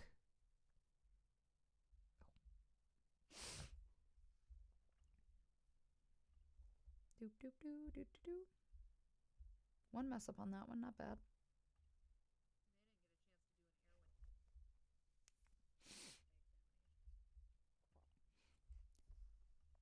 They didn't get the chance to do an airway examination. Whether or not he was alive when the fire broke out, it's unknown. The only other thing they were able to find was the remains of an animal on the passenger side floor. It was hard to tell with the fire damage, but it seemed to be dead beforehand. This being concluded due to the large flashlight that seemed to be forced down the animal's throat. The temperature in the car fire had gotten so hot that the flashlight had fused to the remains, and forensics were unable to remove it for further testing. If it wasn't for the file I have in my own eyewitness account, it's almost like this whole thing never even happened. Nobody had spoken since the evidence was collected, and as the days go by, I find some of my fellow officers avoiding me altogether. Everything was business as usual at the department, and I was back to making my rounds and answering calls. Nobody ever really reached out to follow up, and after a few weeks, I almost wondered if this whole thing was just my imagination. That was, until I found a post online. It was the story from the point of view of a man in a condo. A man who loved to watch and the cruel demise of a stray cat named Cooper. I'm going to link these stories together and save it because I really think it's the closest thing that I'm going to get to closure. I still take the same route home after work, just as I did the night it happened. Sometimes when I pass the farmer's lane, I'll catch static on the radio. And sometimes I feel like I'll catch something out of the corner of my eye. If I look fast enough, I swear I can see the strobe in the trees.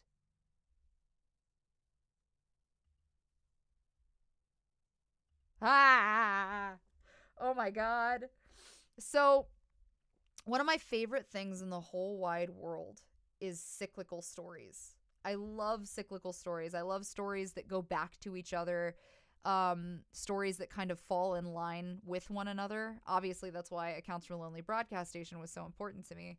Um, wow. Just, oh man. Give me 2 seconds. I'm going to fix this and then adjust it, and I will check messages.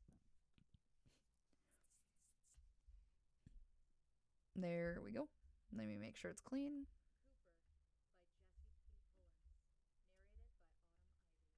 Oh, that sounds good. All right. Um. Oh my god. Blah. Okay. All right. Chat. Um. First of all. First of all. First of all. I really. It is a Dante Polaroid. First of all, I really fucking love Cooper. So I need to express that as I'm reading, I realized that the strobes were like flashlight strobes. Or I don't know if that was the intention by Jesse, but like, oh my god. Um oh, the descriptions. And the fact that it was cyclical coming back around, like the taser and everything else. There is a third story in this series that is, funny enough, about a man who likes to watch. Um, so thank you, Jesse. I appreciate that. I'm glad. It is, if you're happy, I'm happy. That's kind of how I feel about it. Um, that fucking rattled me. So Peeping Tom is the name of the next story. Now, I do want to express that this story does have some animal violence. Obviously, according to the past story, we kind of get an indication of what that is. Oh man, I don't know. This is so weird. Oof. Oh, okay. So I may save this one and just stop there for live narrations for the moment. Holy shit. Yeah, I mean, to be fair, Cooper got payback. Cooper did get some payback. So, like, can't really knock that, you know? Thank you, Code. I appreciate that. I'm glad you guys like the narrations. Like I said, that one got a little rough, but it was definitely worth it. So I very much enjoyed it. Sorry, my back's hurting.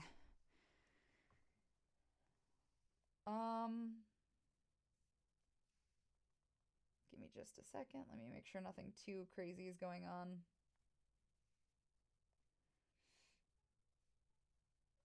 And then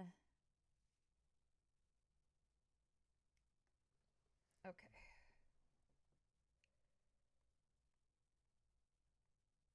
Cool. All right. So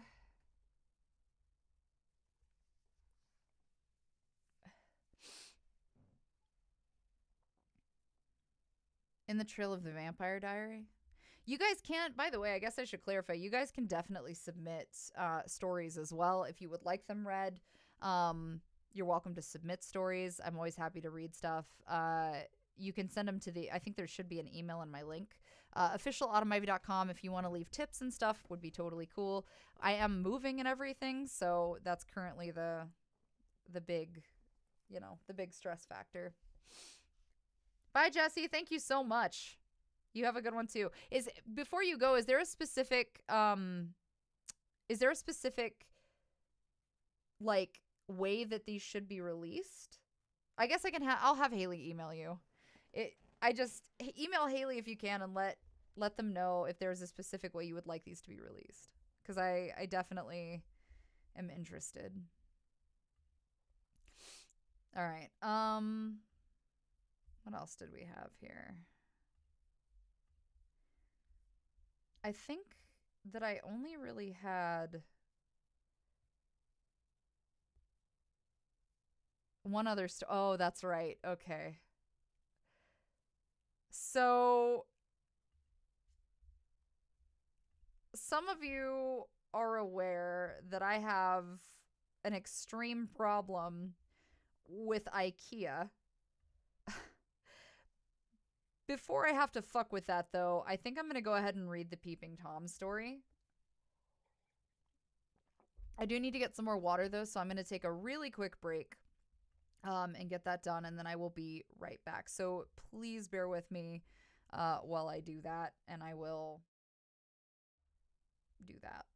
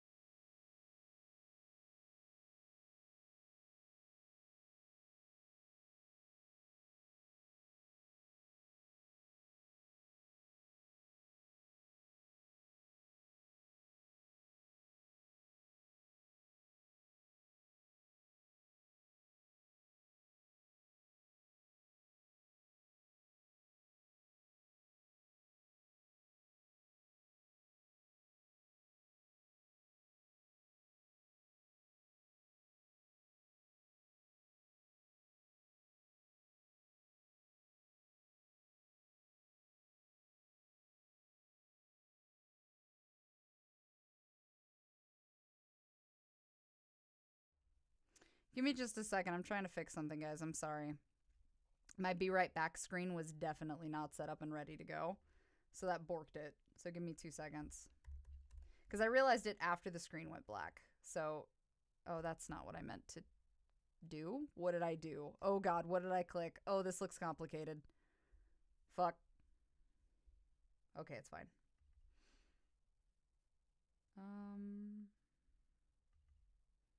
This should be it. Okay. Oh, okay, that's what happened. All right, well, get your shit together. Get it all together and put it in a backpack.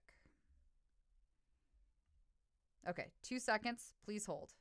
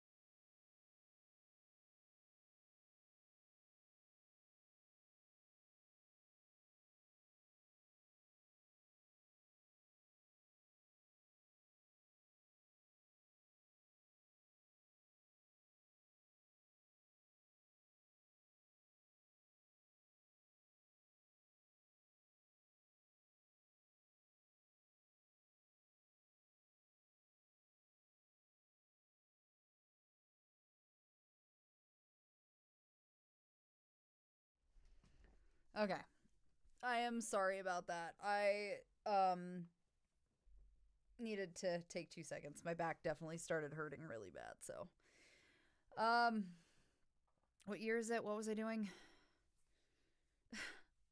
Oh yeah, that's right. We're moving on to the next story, which is going to get a little weird. I'm going to read it a little weird because I feel like that's required for this story.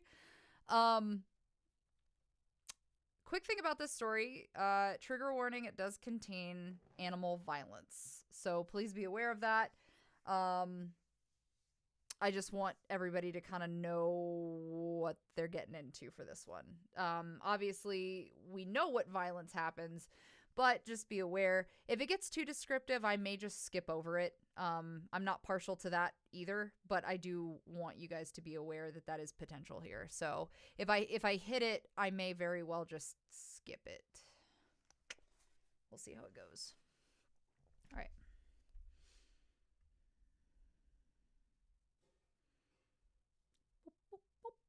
Okay,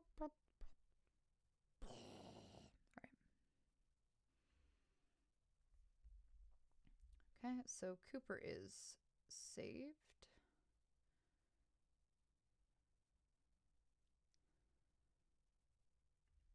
And now we move on to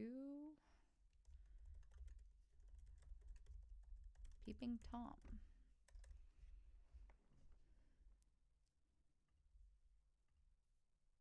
Peeping Tom by Jesse Pullins. I'm a peeping Tom.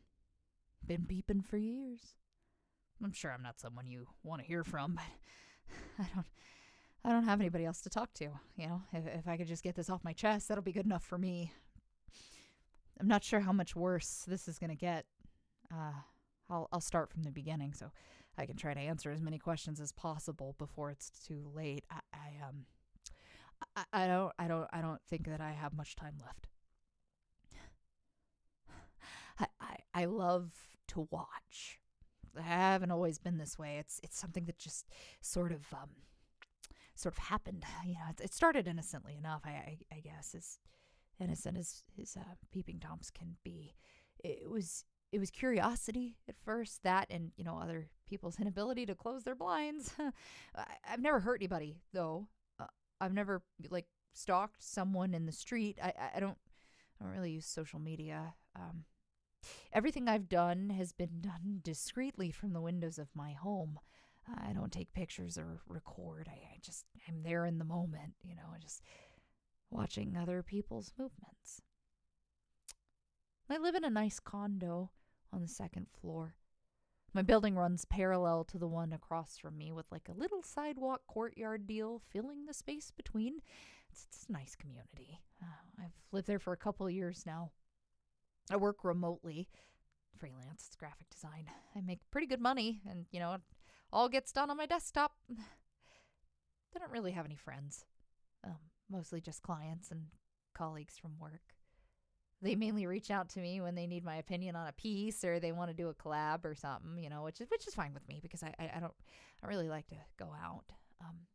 Almost everything I need can be bought online and delivered to my door, so. But before this started, I was totally content with my boring introvert life. I never bothered anybody, and nobody ever bothered me. It was plain and simple. Now, that was the case until the Jeffersons moved across the courtyard. Their name isn't, really the Jeffersons, obviously.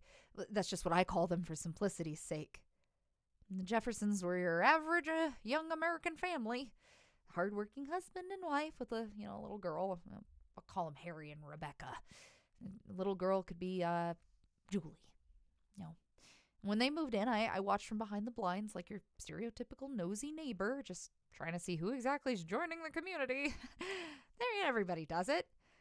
Before this, the only thing that I could gaze out the window at was this stray cat that sometimes lingered around. It was a little calico that had been there since before I started living there. I started calling him Cooper, I would have taken him in, if I wasn't allergic. At first, that's all it was. My time watching the Jeffersons changed slowly over time. I wasn't just waiting there with my coffee creeping from day one. After they moved in, I would see them in passing. Out of the window, of course, because, I never really left my home to begin with. The sliding door to their balcony was my dominant view most of the time, as they mostly keep their blinds open to let the natural sunlight in. This kind of let me see their whole living room.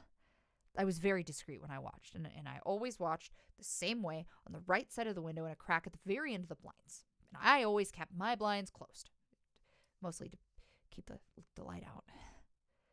Once I started watching them more frequently, I decided it would indeed be problematic if I was caught, hence the whole discretion thing. Harry was tall and handsome. Dirty blonde hair, fairly muscular. He worked construction or something like it, like a regular 9-to-5 kind of guy.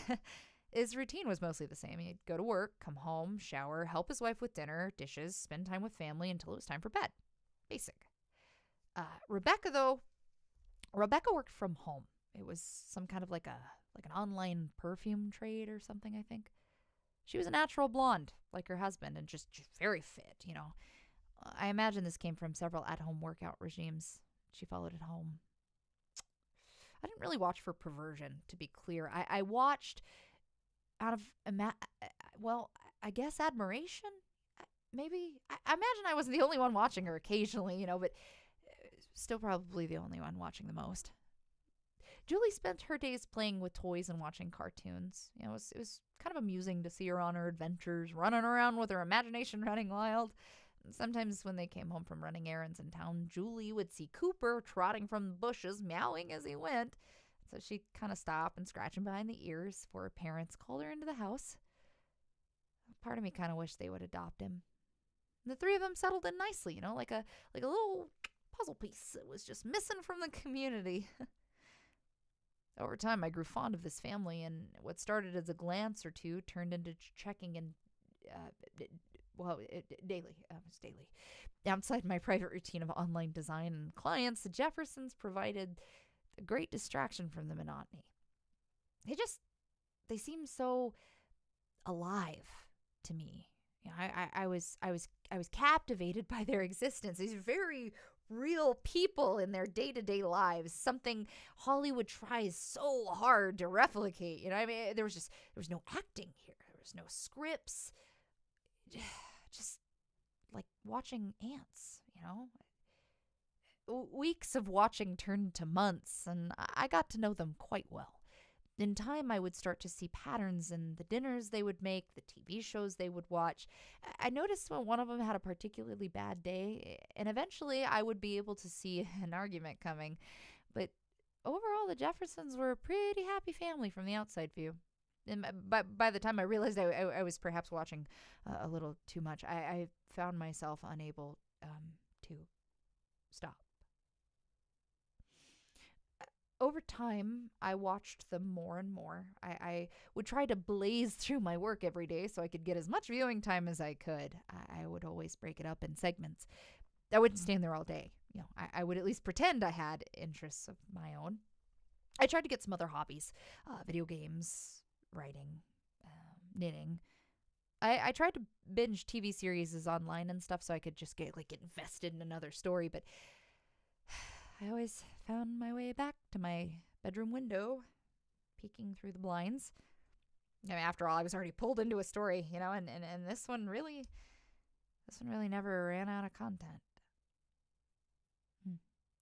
I watched all the time. I monitored Rebecca and her online perfume sales. And when she seemed to be better, I found myself sharing her excitement. To my surprise, she started crocheting as well. I got to watch her go from an amateur to building really impressive skill, And when Julie would play around the house, I would sometimes play along, try to imagine the kind of story she was unfolding. She started to draw colorful pictures with crayons and markers. I bought this little monocular online so I could see the ones her parents put on the fridge. Harry picked up new hobbies as well. He started buying and indulging in more craft beers. At one point, he picked up wood carving. I chuckle at his crude starting sculptures, and I would wince and get saddened when he slipped and cut himself. When Julie got a little older, Harry and Rebecca started to have planned date nights, and Julie would stay the night with the family, They'd get all done up, go out all excited, and come home a little drunk and smiling, pop bottles of wine, have one last beer, laughing and caressing as they made their way to the couch. Most of the time they would close the blinds. Sometimes they did not. About 2 years went by as I enjoyed our little relationship. I was like their little secret admirer, I know this sounds disturbing, okay? And I do feel some guilt for seeing as much as I have. But they never saw me, and I never tried to contact them. I never sent them gifts. I never tried to break the ice. Even though I knew enough about them, it would probably be easy to befriend them. I just wanted to continue my little watch from the bedroom window party, This changed, however, the day that I saw the moving truck parked in the lot. I grieved the departure of the Jeffersons like the loss of a loved one. They packed quickly, and before I had time to come to terms with them leaving, they were gone. almost as if they were never there to begin with. All I had were the memories of the Jeffersons, and it really kind of pained me deeply when I looked through the slider and their presence was just gone. The walls bare. As the maintenance crew came in and painted and cleaned the carpets, wiping their imprint from the place, I found myself drinking. I was lost in a slump, in the shadows of my own home. They were gone. Therefore, my only hobby was gone, and I realized how truly alone I really was. Things were dark for a time. For a few weeks, the condo across the courtyard was empty. When I wasn't slugging through work, I was laying in bed, wasting the days away without drive or energy. Just I felt like a piece was missing, and I couldn't figure out how to fill the void. One day, another moving truck showed up, accompanied by what looked like a pretty expensive moving crew. And for the first time in a while, I was back at the corner of my window. And I wondered if another tenant was moving out. The men in matching uniforms began unloading lots of exquisite furniture, and kind of much unlike you would normally see around here. They carried it methodically into this empty condo where the Jeffersons had lived, and they positioned it just right. It was a very professional moving job. Very, very, very, very professional. And as I looked from my window, I wondered if maybe a movie star had rented the place out. They unloaded and set up in a matter of hours. Once the dishes were placed in the cabinets and the last painting was hung, bam, slammed the shutter on the loading truck, sped off into the night. It's actually very strange. I looked into the newly furnished dark condo with my monocular, trying to check stuff out as they had set it up. Yeah, I'd never really seen anything quite like it. There was this grand leather couch and armchairs, ancient grandfather clock, paintings that must have been worth thousands. I mean, all of it set up perfectly level, truly immaculate.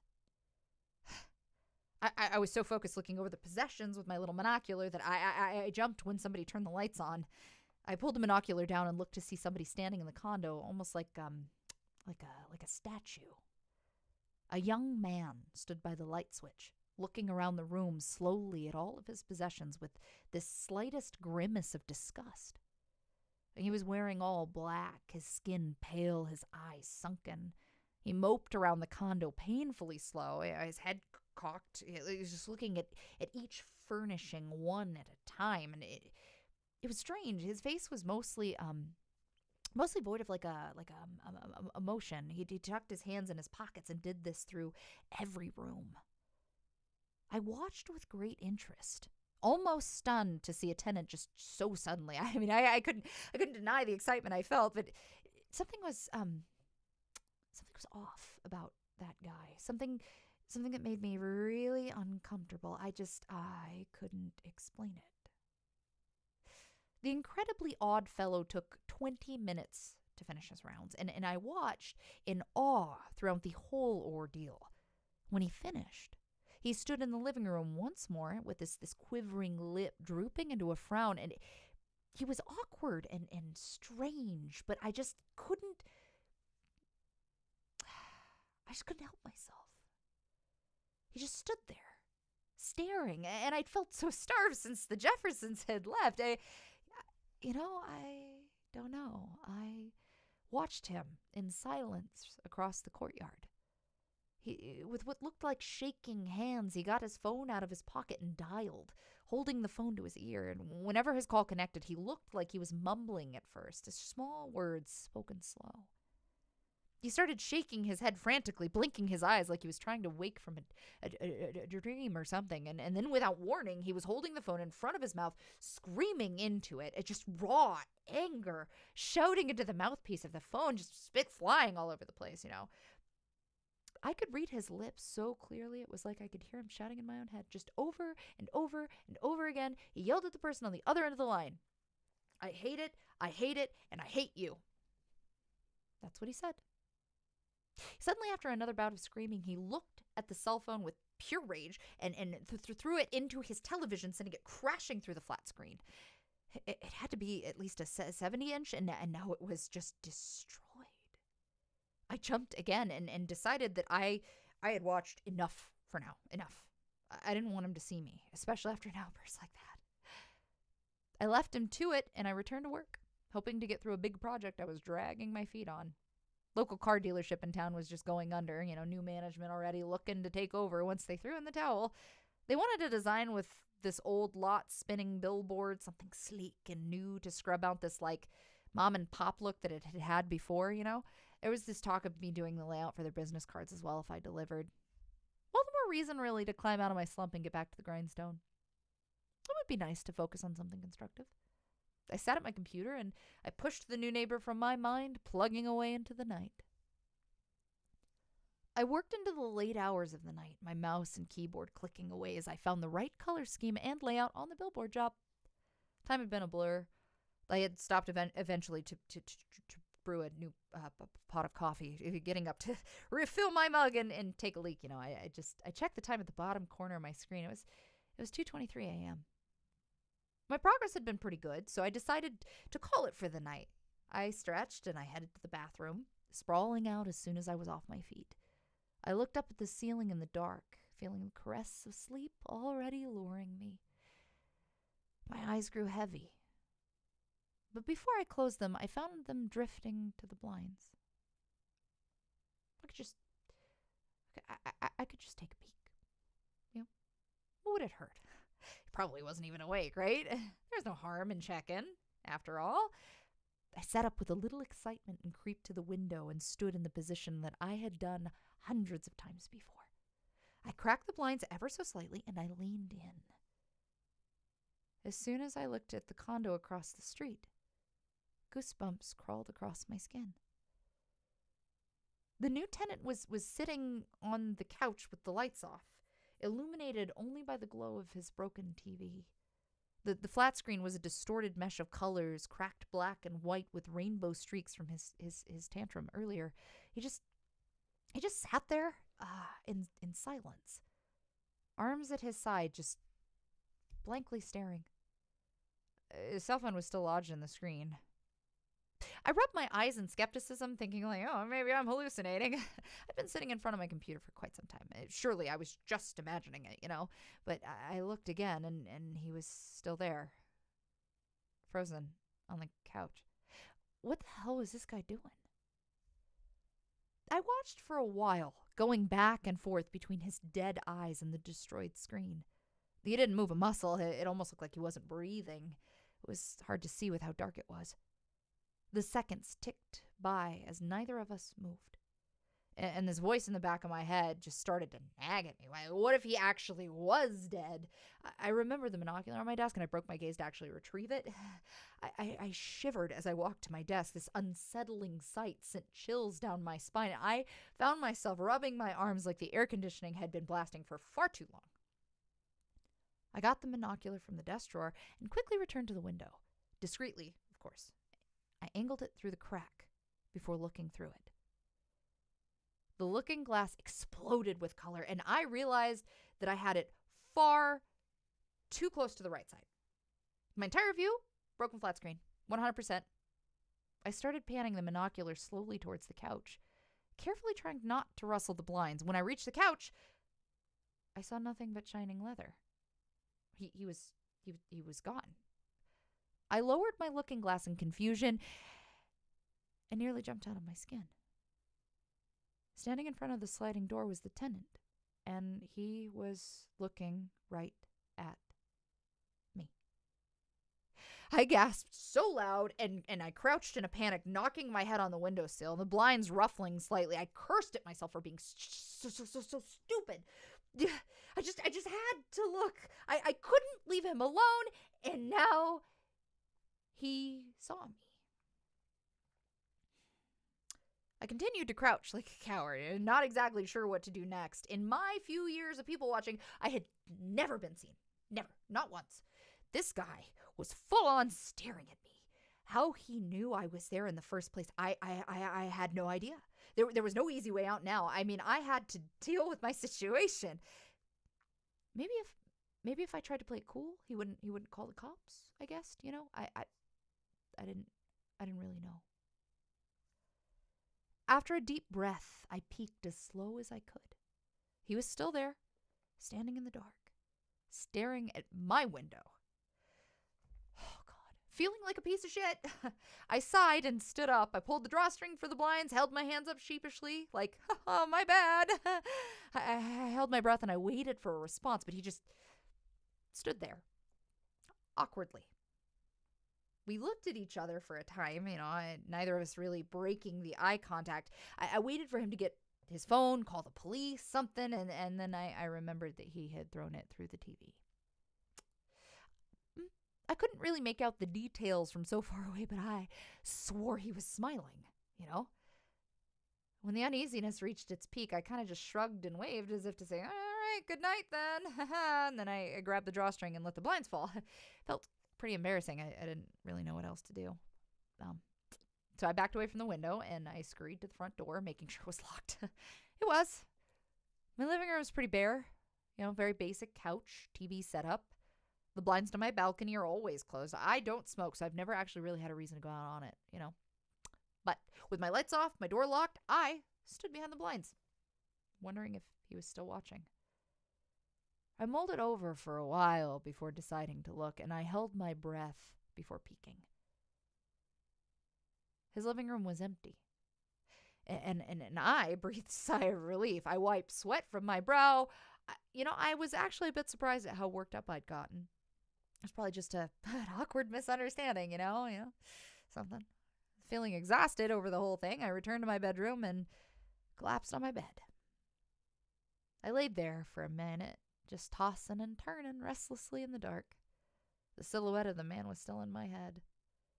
And I found, well, how do I describe it? Just couldn't really sleep, tossing and turning, restlessly in the dark. Just every time I would get close to drifting off, I thought of him. Eventually, I rolled over and grabbed my phone, started scrolling online for something to give me some peace of mind, I found a decently set of priced blackout curtains, and I purchased those without, thinking. Really deciding I was tired of the blinds. Definitely. Probably tired of peeping altogether, to be honest. I even paid a hefty amount to expedite the shipping. Site said that they would arrive the next day, and I sincerely hoped that they would. The next morning, I awoke disheveled. Throughout the night, I had recurring nightmares of the man across the street, just him and that damn broken TV, with the distorted screen. I kept seeing his shadow in the corner, only to wake in an empty room. I felt ridiculous. After years of watching people, one person watches me and I can't sleep at all. The irony was not lost on me. The vulnerability had changed in me. I almost cowered around the windows when it came time to sit down for work. I found myself looking over my shoulder. Well, there was no one there, of course. I was psyching myself out. In time, I started to focus on work, and I wrapped up the design for the dealership, sent a preview to the client. I ended up scrolling online again after that, browsing for household self-defense. I didn't own a gun or anything for home protection, really, like not even a bat. It kind of felt stupid, but I couldn't help myself. I was still pretty rattled. I added one of those long flashlight baton things and then a taser to the cart, and I expedited the shipping once again. Yep, definitely better than nothing. Later that night, I got a knock at the door.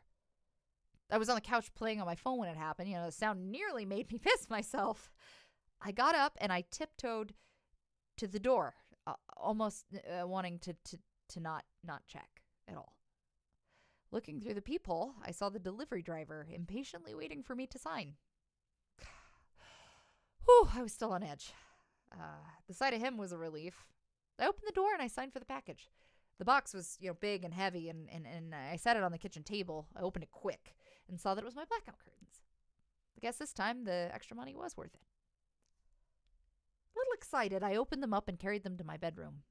They were this thick black canvas, designed to block out direct sunlight. Hopefully they would block out everything else along with it. I got a drill from the closet and I started taking the old blinds down, drawing the screws out one at a time.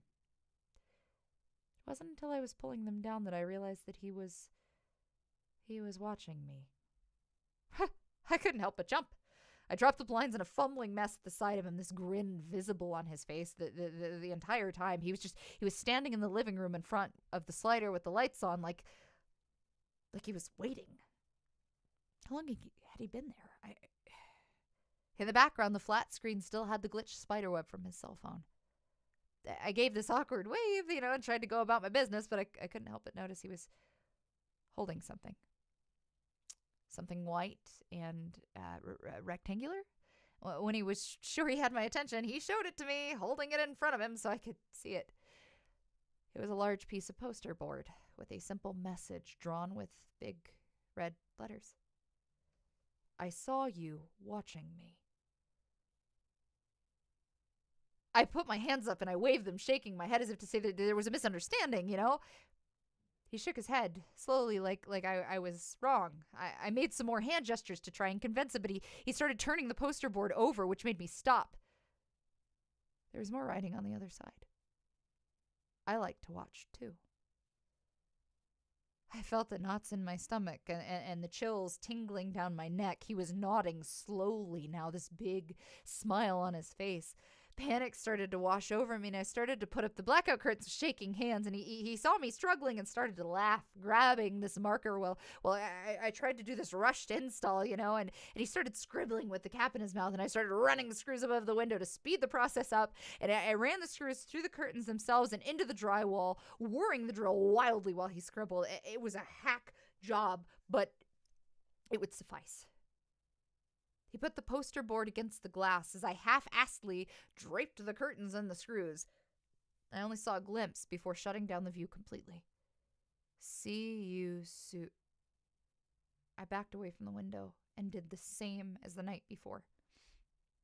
The door was locked and I had shut off all the lights. I didn't want him to see anything. I thought about calling the police, but I decided against it. I thought back to all the times that my windows, watching the Jeffersons, dozens of times, hundreds, and, in a way, I felt like I deserved this. I did. I deserved this. I spent all night huddled in my bed, my desk chair propped in front of my bedroom door. I didn't sleep. Every creak in the building or gust of wind sounded sinister. I looked at the bedroom window throughout the night, just wondering if he was watching behind it, The need to look nagged at me throughout the night, but I fought against it. When daytime came, I was too tired to work and too anxious to eat. I laid on the couch for a while like a slug, kind of unsure what to do. I moped around the house for a while, avoiding the windows. I tried to watch TV, but it couldn't really hold my attention. I'm not sure how much time went by. The last thing I remember was checking the app for my online purchases, and there was this alert telling me my package was a few hours away from delivery. I snuggled up on the couch, and I decided just to wait for it, and I ended up falling asleep. It was nighttime when I awoke to a faint flashing light. I was in the dark on the couch. My light's still off from the morning. The light was blinking from under my front door. It's like a repetitive flash that flashed into my dark living room, Disoriented, I shambled from the couch and turned on the lights. Against my better judgment, I looked in the peephole, only to see an empty hallway. I opened the door to see what the source of the light was. There was a small black trash bag on my doorstep, shining light, just shooting from small holes where it was tied off. I stared at it for a while, the light just blinking over and over again. I looked down the hallway, and there was nobody there. I picked up the bag, whatever was in there, strangely shaped and stiff. There's really no way to tell what it was by feeling it. I just had to open it. had to open it. I wish to God that I didn't. I brought the bag to the kitchen table and opened it with a knife. As soon as I punctured the plastic, this foul smell filled my apartment, and then the knife came back sticky and red. I didn't want to open it. But my hands just did it, and The more that I pulled apart the bag, the worse it got. The overhead light illuminated the contents clearly, and I collapsed next to the kitchen table. Dry, gagging first, and then the tears and uncontrollable sobbing. Stuffed in the bloody trash bag was Cooper, the stray cat. His fangs and jaws forced open into this petrified cry. The long flashlight baton was shoved down his throat, and the lens was just strobing endlessly from his gaping mouth. The packaging recipient was stuffed in the bag too. It was this crude note scribbled with all caps. Why won't you let me watch? I don't know what to do now. I left Cooper in the sink, and I'm cowering in my room. I want to call the police. I just can't. Part of me thinks that this is just punishment for all the things I've done, the privacy of others that I've violated over the years. Maybe I do deserve whatever comes next. I thought I heard something on the balcony earlier. I wanted to go look, but I was too scared. I ended up just staying in my room. When things got quiet, I wrote this. It was a strange sound now that I think about it. Like shuffling, but it had to be wind or something. I live on the second floor. Yeah, there's no way it was anything else. There was this loud snapping noise too, like a crackling over and over again. It was very, very weird. It's been a couple hours. The sun is starting to come up. I'm gonna post this and get dressed. I decided to come clean and go to the police. Yeah, I'm gonna tell them about the Jeffersons, and I'm gonna tell them about the guy across the courtyard, Cooper, everything, all of it. I'm gonna tell them all of it, and I just hope that they can help me. The only thing that's bothering me is I haven't used my balcony in a really long time. I can't actually remember the last time. I hope it's still locked.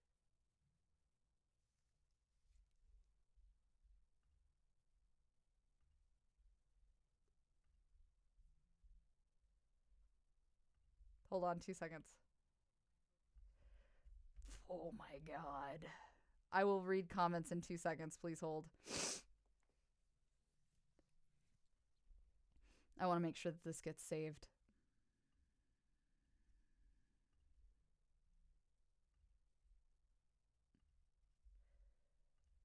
Holy shit. Wow.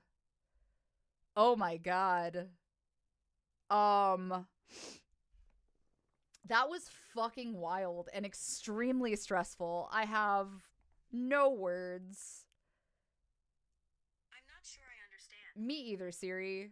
Holy shit. That's absolutely crazy. First of all, I love Cooper. I feel so bad for Cooper. Rip to Cooper. Cooper gets a comeback, which is fair. I really liked these stories. I liked these stories a lot. It was a lot of fun to read the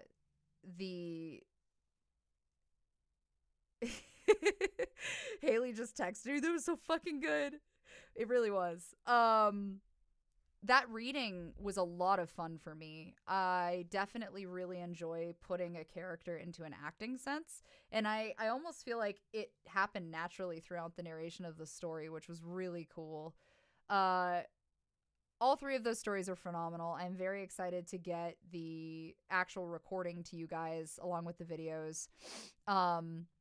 Again, if you guys want to submit stories, you definitely can if they're your own. If they are not yours, please make sure that you have permission from the author and you let them know exclusively where it's going and who's using it, because authors deserve to be compensated the same way that narrators do. So please be aware that if you do that, make sure you've got permission and that they are paid accordingly for the story use. Otherwise, you can tell, hey, do you send it into Autumn Ivy? But if it is yours, let me know. I do like to compensate for story use. Obviously, you guys deserve to be paid for that. In my case, again, I don't get much from the monetization stuff. So if you want to share, if you want to comment, it really helps a lot. At the very least, if you want to send a tip, I sincerely appreciate that too. You can tip me under officialautumnivy.com or just autumnivy.com. Both work. That's honestly, that was sick. I like that a lot. Loved that story. 10 out of fucking 10. That was Peeping Tom by Jesse Pullins along with Cooper and The Pig Demon of Dire Falls. All of those are Jesse's stories. So super big shout out to Jesse. Amazing job on those. I'm very excited to get those finished for you as soon as I can. Now, the other thing that I was going to start doing for you guys, and this I do need your help on, I'm going to start to narrate pieces of the SCPs. Now, obviously, the SCP stuff can't be monetized. I don't think. Obviously, I want to make sure that I'm doing things appropriately. It's public information, and it can be accessed by literally anybody, because I would be pulling from the SCP wiki. So what I may do is credit accordingly, and if something comes up with it, they can always toss me an email, and we can talk it out. I very much have gotten invested in some of the SCPs, though, so I thought it would be really cool to start to bring some of those things to life and to narrate, maybe like 3 to 5 SCPs or something as one of the story narrations that I do per month, or more if you guys are super into them. I just think that some of the backgrounds for SCPs are really cool.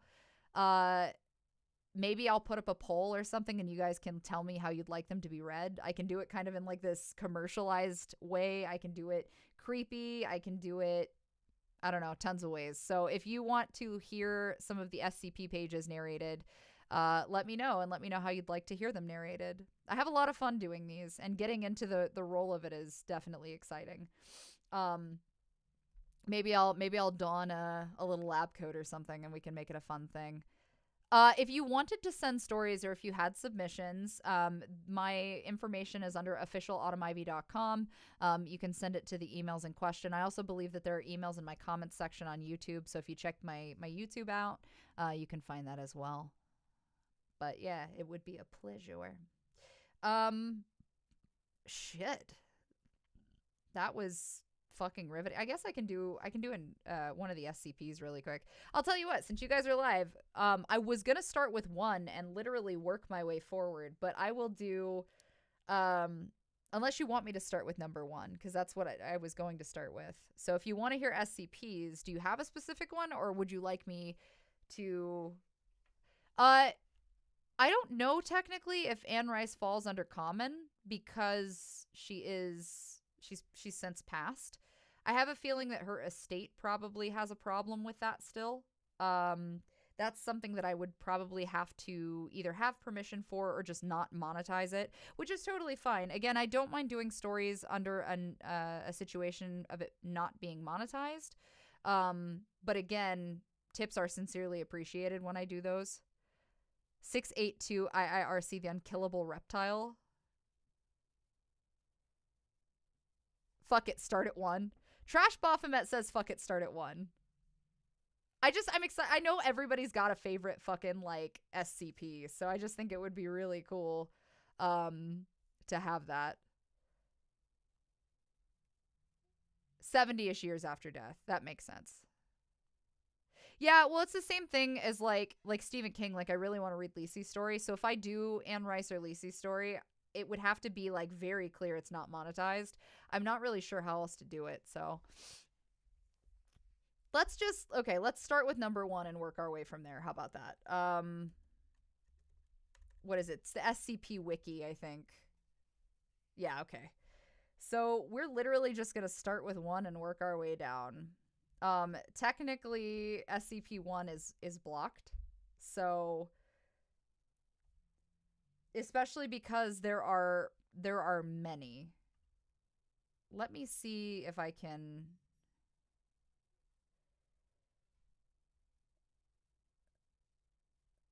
Oh my god, this is riveting. I'm just going to peel through the entire pages, I guess, maybe. Like, I'll order them chronologically and kind of go from there. Oh, God. Okay. I think going in order probably is my best bet for these, I think.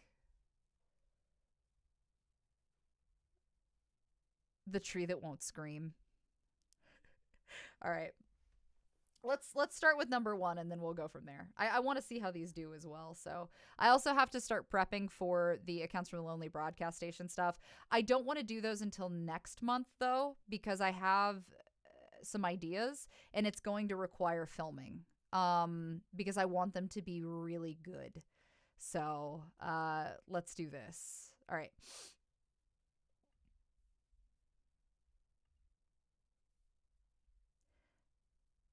Oh, man. I'm Autumn Ivy, and this is SCP-001 from the scpwiki.wikidot.com. We're going to go ahead and start off with SCP-001 as part of an SCP narration series where I am going to numerically. I almost said something else and I'm not sure what I was saying. I'm numerically going to go through the SCPs one by one. Maybe 1 by 3, maybe 1 by 5. I don't know. We'll see. But we're going to go in order and talk about the pages in question. Now, with that being said, we're going to start with codename Jonathan Ball, Sheaf of Papers, SCP-001. Jonathan Ball's Proposal. Item number SCP-001, Object Class Keter. Special Containment Procedures. To date, no adequate containment procedure has been developed to deal with the possible threat posed by SCP-001. This is... Oh, I just realized I'm not recording. I fucked up. Hold on. We gotta start over. Sorry, guys.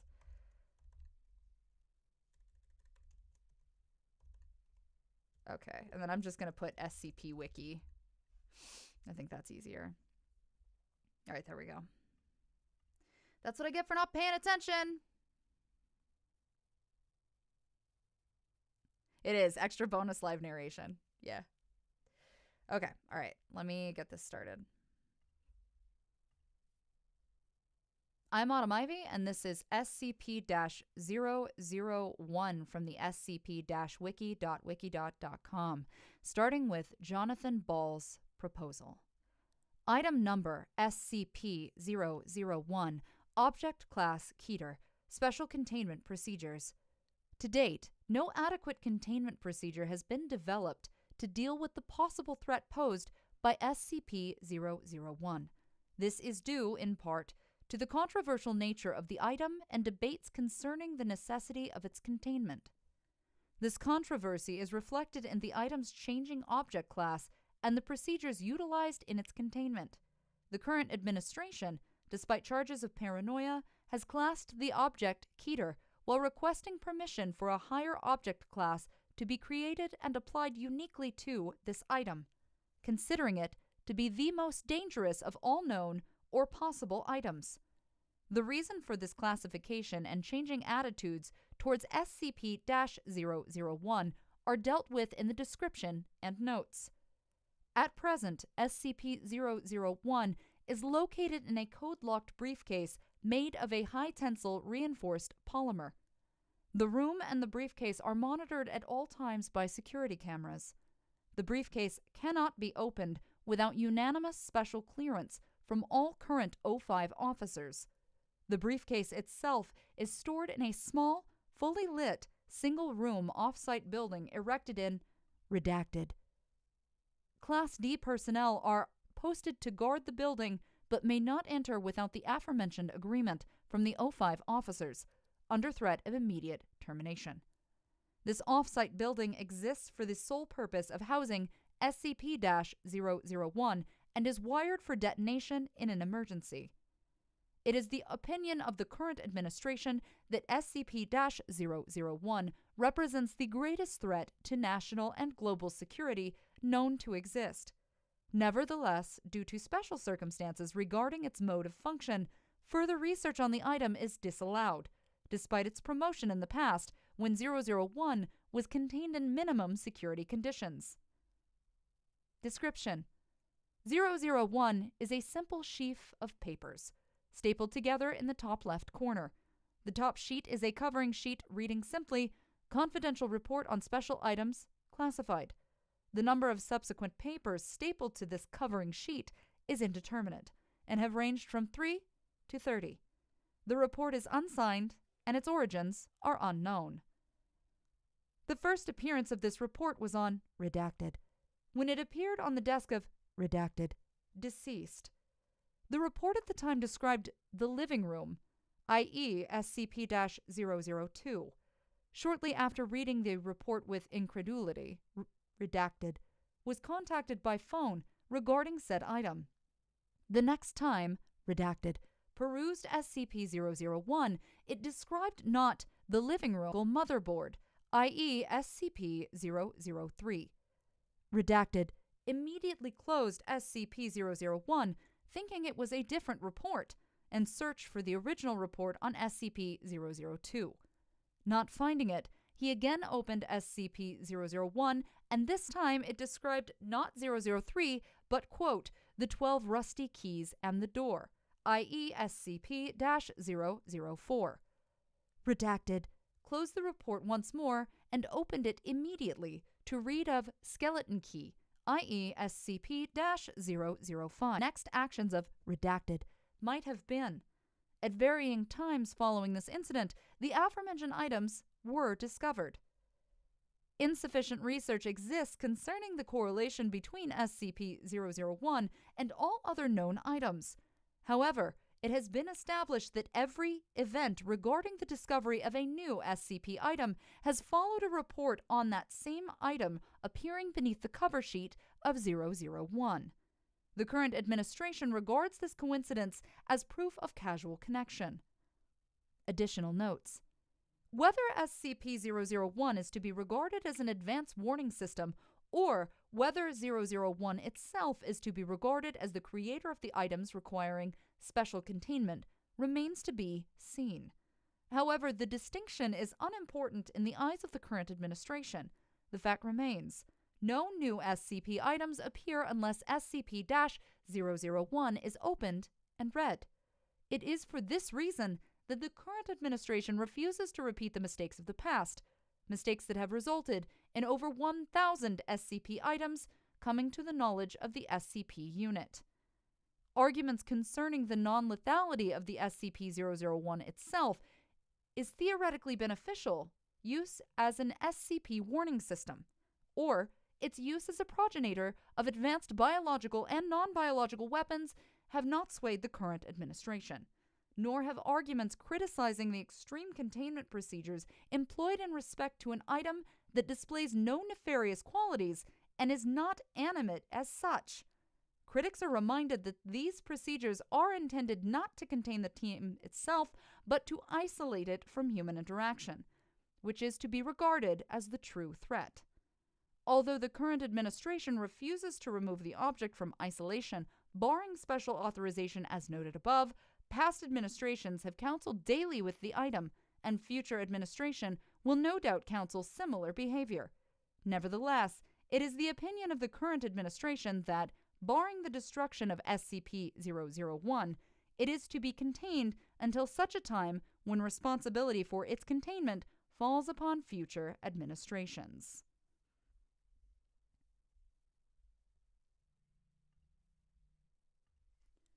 All right, I'm timing myself. So that one was about 6 minutes.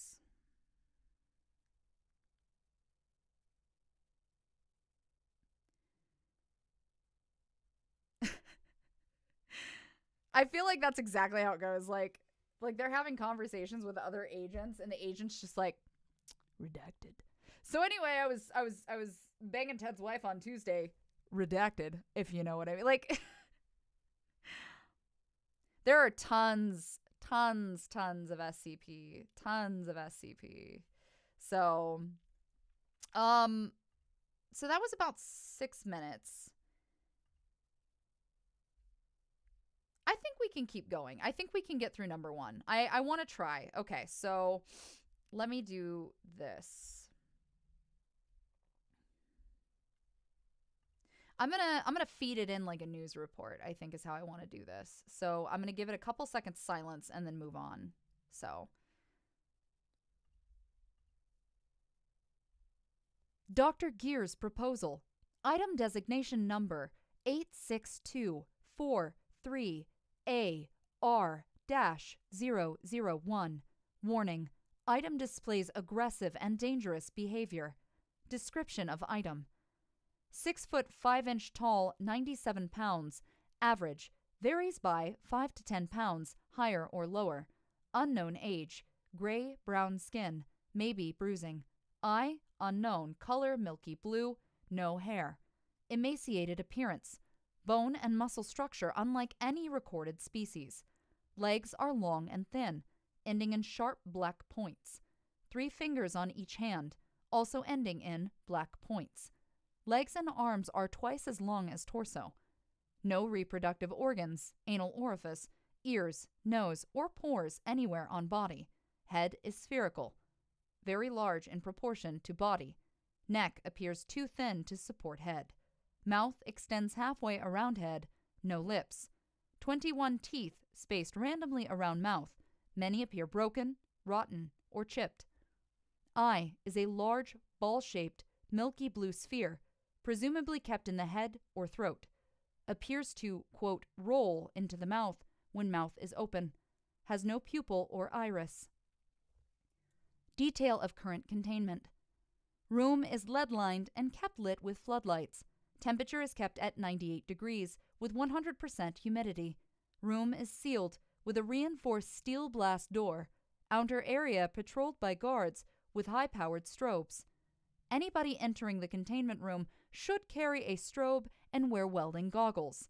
Any person attempting to remove the item or enter without authorization is to be shot on sight. Report. Recovered in Guatemala early this week. First reported as a demon seen by several boys on a rural road. Appeared to be sick or injured. Boys reported seeing the creature panting and jerking its leg. Creature then raised its head and exposed its eye. Boys ran home, reporting to local law enforcement. Several reports of horrible roaring or shrieks from locals over several days. 12 people admitted to local hospital with severe radiation poisoning, and 7 reported missing. Recovery team assembled, headed by General McCoy and dispatched from base ADRX-19. Reports to overseers from recovery team after standard containment failure led to additional containment protocol, developed by Dr. Herman Keeter.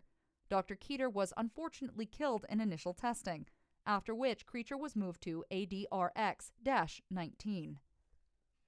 Creature appears to be able to create micro-singularities, using them both as a form of teleportation and defense. These singularities disappear several seconds after creation, but emit massive amounts of radiation and cause severe damage to the surrounding area. The, quote, eye appears to control these manifestations, as it has always had the eye exposed when creating a singularity. Omnivorous, it views humans as a food supply. Creature shows signs of extreme fear and sickness in the presence of high heat, humidity, or bright flashing light. Creature appears unable to teleport through lead and cannot form singularities when it is in its, quote, sick state. When, quote, well, it is an extremely fast and cunning being and has killed several recovery agents with both its singularities and claws. Emits occasional shrieking sounds. All attempts to communicate have failed. Addendum. Additional objects reported. Overseers considering conversions of ADRX-19 to a dedicated recovery and containment facility. Reports may need censorship for reasons of security. Codename Dr. Clef, the Gate Guardian. Dr. Clef's proposal. Item number SCP-001. Object class Euclid Keter. Special containment procedures. Because of the nature of SCP-001, no containment procedures are necessary. 24/7 monitoring of 001 is to take place from a safe, minimum 10-kilometer plus, distance from a predetermined location, Site 0. The location of Site 0 is known only to the current SCP administrator and the single overseer level agent of Abrahamic faith, 05-14, assigned to monitor 001 from Site 0. Said agent is authorized to take any action necessary should SCP-001 become active, and is required to immediately alert the administrator and all other overseer level agents should 001 show any change in behavior, as this may constitute the beginning of a Patmos XK class end of the world scenario. Should SCP-001 become active in any way, personnel are required to immediately consult the Patmos series of emergency orders. Decoding algorithms for emergency order Patmos are to be maintained on site at Site 0 in the possession of the designated observer, and are to be transmitted to SCP Foundation offices only in the event of 001 becoming active. Foundation personnel with vital roles in one or more variants of emergency procedure Patmos are to be advised to take the following precautions. To maintain good relations with one or more organized Abrahamic faiths. To maintain, on hand, a supply of the following: holy water, a rosary, crucifix, cross, prayer rug, or other symbols blessed by an Abrahamic cleric of bishop or equivalent higher rank, a copy of Abrahamic scriptures, Torah, Bible, Quran, and standard emergency supplies in mobile form, bug-out bag. In case of a premillennial rapture scenario, all vital personnel are to designate a secondary operative of non-Abrahamic faith. Said secondary operative is to be informed of the location of the primary designate's copy of emergency procedure, Patmos, and mimetic kill agent inoculant, and is to be kept on ready status to take over the primary duties as necessary. To maintain familiarity with all other SCPs involved in possible Patmos XK class end of the world scenario. Description: SCP-001 is a humanoid entity, approximately 700 cubits in height, located in an undisclosed location near the intersection of the Tigris and Euphrates rivers. The following features are known about the entity: a number of luminous, wing-like appendages emerging from the shoulders, back, temples, ankles, and wrists of the entity. Although an accurate count has never been established, most observers place the number of wings at anywhere from 2 through 108, with the mean number being 4. A weapon, possibly a sword or knife, i.e. SCP-001-2. The weapon appears to emit flames at a temperature rivaling that of the sun, based on the spectrographic analysis, although there appear to be no destructive effects from the intense heat on the surrounding area. Any entity that approaches within 1 kilometer of SCP-001 is immediately struck by the weapon and obliterated from existence. Any and all hostile actions taken towards 001 have resulted in the annihilation of the attacker, regardless of range.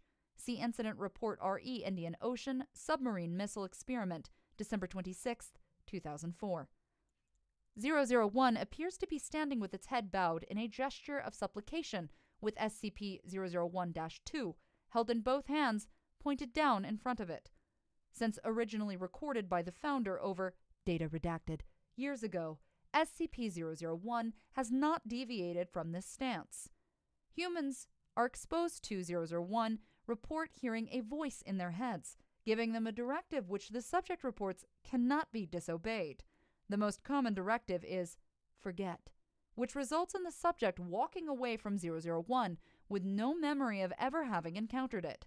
On rare occasions, however, other directives have been given. The most famous of these is the one given to the founder, prepare, which he has claimed formed the impetus for founding Data Redacted, to catalog and contain any and all supernatural and or paranormal artifacts that represent a serious threat to the current existence of humanity. This is how the organization, now known as the SCP Foundation. Observers have reported that 001 appears to be standing in front of a gate of immense proportions. Long-range photographs have occasionally detected what appears to be a pastoral grove within, containing numerous other entities of the same composition as SCP-001, as well as several fruit trees of unknown composition. Of particular note are 2 fruit trees of immense proportion near what appears to be the center of the grove. One, it is noted, appears to be an ordinary apple tree, although the other bears a fruit unknown on Earth, described as data expunged. It is the avowed belief of the founder that the gate which SCP-001 guards may be the gate to expunged, based on correlations with ancient Babylonian texts and the Dead Sea Scrolls, in which case one can deduce that the entity known as SCP-001 may be expunged. Addendum 001-A Experimentation RE-001-2's Effective Kill Range 1. Experiment A. 1 Class D personnel instructed to approach SCP-001 as closely as possible on foot. Result. Upon making visual contact with SCP-001, subject is ordered to leave. Subject immediately turns away from entity and walks away. Despite repeated orders to continue experimentation, Class D personnel refuses to obey and is terminated. Upon termination of Class D personnel, all research staff involved are immediately obliterated by an unknown force, presumably 001-2. 2. Experiment B. 1 remote-operated research robot guided to approach 001 from the ground. Result. Upon approaching within 1 kilometer of 001, research robot is obliterated, presumably by 001-2. All further attempts at remote reconnaissance have the same result. 3. Experiment C. 100 pre-programmed research drones instructed to approach 001 from multiple angles simultaneously. Result. Coordination is successful, and all 100 drones cross the 1 kilometer mark simultaneously. However, all 100 are simultaneously obliterated by 001-2. Designated observer at Site 0 reports that 001-2 appeared to, quote, strike in all directions at once. 001 did not deviate from its stance while this took place. 4. Experiment D. Wire-guided missile fired from distance of 3 kilometers. Result. 001-2 obliterates weapon upon crossing the 1 kilometer mark, simultaneously obliterating the launch site and killing all personnel. 5. Experiment E. Multi-warhead intercontinental ballistic missile fired from SCP nuclear submarine Nautilus. Result. See Indian Ocean Submarine Missile Experiment, December 26, 2004. 6. Experiment F. SCP-076 and Task Force Omega-7 instructed to approach 001 on foot. Result. SCP-076 refuses to carry out mission, despite not being informed of the mission's nature. Upon being asked why, SCP-076 replies, quote, no. Just no. 7. Experiment G. SCP-073. Due to the results of Experiment F, 073 was not informed of his destination until arriving at Site 0. Result. 073 approached the site on foot. Upon seeing 001, 073 became distressed and asked to abort. 073 was ordered to continue. At that point, the symbol on 073's forehead became data expunged. Experiment was terminated due to data expunged. See Addendum 001-AA. Addendum 001-AA. By the executive order of the Administrator, no further experiments are to be carried out, RE-SCP-001. No further SCPs are to be exposed to SCP-001. 001 is not to be used to dispose of dangerous SCPs. Please see revised containment procedures for details. Addendum. On. Redacted. The following errant transmission was received by Foundation personnel. Initiate emergency Patmos Omega. Attention. All Foundation personnel. The following message was received at approximately, redacted, this morning from Site 0. SCP-001 has left its location. The gate is open. They are riding forth. Oh God, it's so beautiful. The Lord reigns, the Lord reigns, the Lord reigns forever, the Lord reigns forever, the Lord's reign forever, the Lord's reign forever, the Lord reigns forever, the Lord reigns forever, the Lord reigns forever, the Lord is God, the Lord is God, the Lord is He, the Lord is God, the Lord is God, the Lord is God, the Lord is He, the God is the hero is Azrael, our God, the Lord is one. Because of this event's confluence within the breach of SCP-995, the opening of 616, and the activation of 098, the Foundation is required to immediately begin preparations for an XK-class end-of-the-world scenario. 076 and 073 are to be secured immediately. All personnel are to unlock and decode Emergency Order Patmos Omega and follow all orders within. Site-19 is to be secured, and all non-essential SCPs and personnel terminated and or destroyed. Repeat. Because of this event's confluence within the recent breach of 995, the opening of 616, and the activation of 098, the Foundation is required to immediately begin preparations for an XK-class end-of-the-world scenario. 076 and 073 are to be secured immediately. All personnel are to unlock and decode Emergency Order Patmos Omega and follow all orders within. Site-19 is to be secured, and all non-essential SCPs and personnel terminated and or destroyed. Repeat. Because of this event's confluence with the recent breach of 995, the opening of 616, and the activation of 098, the Foundation is required to immediately begin preparations for an X-class end-of-the-world scenario. 076 and 073 are to be secured immediately. Can enable my two sons. I am coming. All personnel are to unlock and decode. Behold, I stand at the gate and knock at all. Any follows. All of it. Signal lost. Upon contacting Site 005-14, responded that no such message had been sent from this location and that SCP-001 remained inert. The transmission was initially determined to be a hoax. However, close examination of the transmission reveals a timestamp dated, redacted, years in the future. It is theorized that data expunged.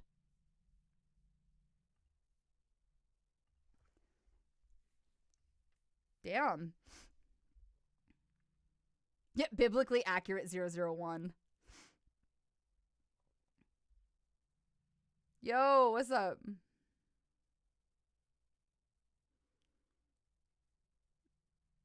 Yeah, so I think what I may do instead of redacted is anytime the word redacted comes up, I think might wind up being almost like a static sound that I want to add as like an overture for the edit. So I think what I might do is when I start doing the SCP stuff, every time it says redacted, just because it will get annoying and redundant, I think, I may edit it so that it's just like this really nasty sound that happens instead. What are your go-to vocal warm-ups?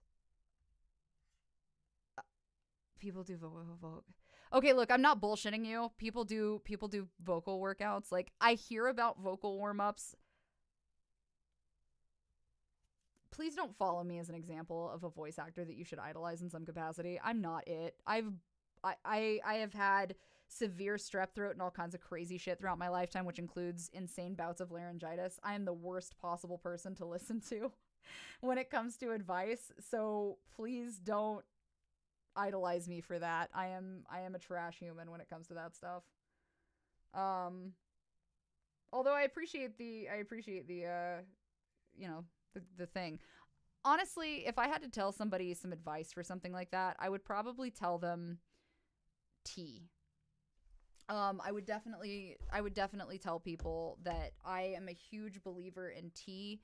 Specifically, there are, if you research what they do for screamo, for example, or vocal artists that do a lot of like really heavy screamo, they'll drink like honey teas with chamomile and things like that. Don't do anything spicy like cinnamon teas and stuff. I would definitely avoid that if I were you. Yeah, thank you. I get that a lot. It's very strange actually. So one of the regular looks for the female barbarian is strangely familiar. But yeah, no, I would say tea is always a thing. And if you don't like tea, it can be a little rough for sure. So just try to be patient, but it can definitely help. Tea, water, and some luck. Yeah. They also say, I've also been told, like, don't drink milk or, like, have dairy-related shit. I have a natural vocal fry, which a lot of people are like, oh, I'd love to have that, like, that Kim Kardashian vocal fry. But, like, Listen, I have done undeniable damage to my vocal cords throughout my lifetime in general, and it's resulted in this. For all intents and purpose, you do not want to be the person with a natural vocal fry because it kind of limits your ability sometimes to do other stuff unless you have really like babied yourself into figuring out the appropriate means to not be that guy. Green tea and honey is fantastic. Throat coat is amazing. Throat coat. I have a friend of mine who is a metal artist, lead singer for a band, and he worships throat coat. So I know that throat coat I've heard is amazing. At least for singing. I can't say for voice acting, but I don't see why one couldn't encompass the other. When I was recording for Mortuary Assistant, I had a lot of issues because some of the vocal stuff for the demon was really rough, and I talked about this too. But one of the things I discussed was making sure that you properly handled that. Will you be voicing the next season of A Lonely Broadcast? So there are only 3 seasons, Belf, for Accounts from a Lonely Broadcast Station. I have done all 3 of them. All 3 are available in one giant meld on my YouTube channel. So if you want to check that out, you're welcome to. I think Mr. Creepypasta also has it on his. I will be releasing some very exclusive ASMR film style recordings within the next month for Accounts from a Lonely Broadcast. You will not be able to see those anywhere else. So hopefully that you guys enjoy those, because I know a lot of you love Evelyn and I love Evelyn. Don't forget that Kels Byron did release, that's Windingus, that Kels did release the first book for Accounts. It is available on, I think, Barnes & Noble, on Walmart. There is a digital version on Amazon as well as a physical copy.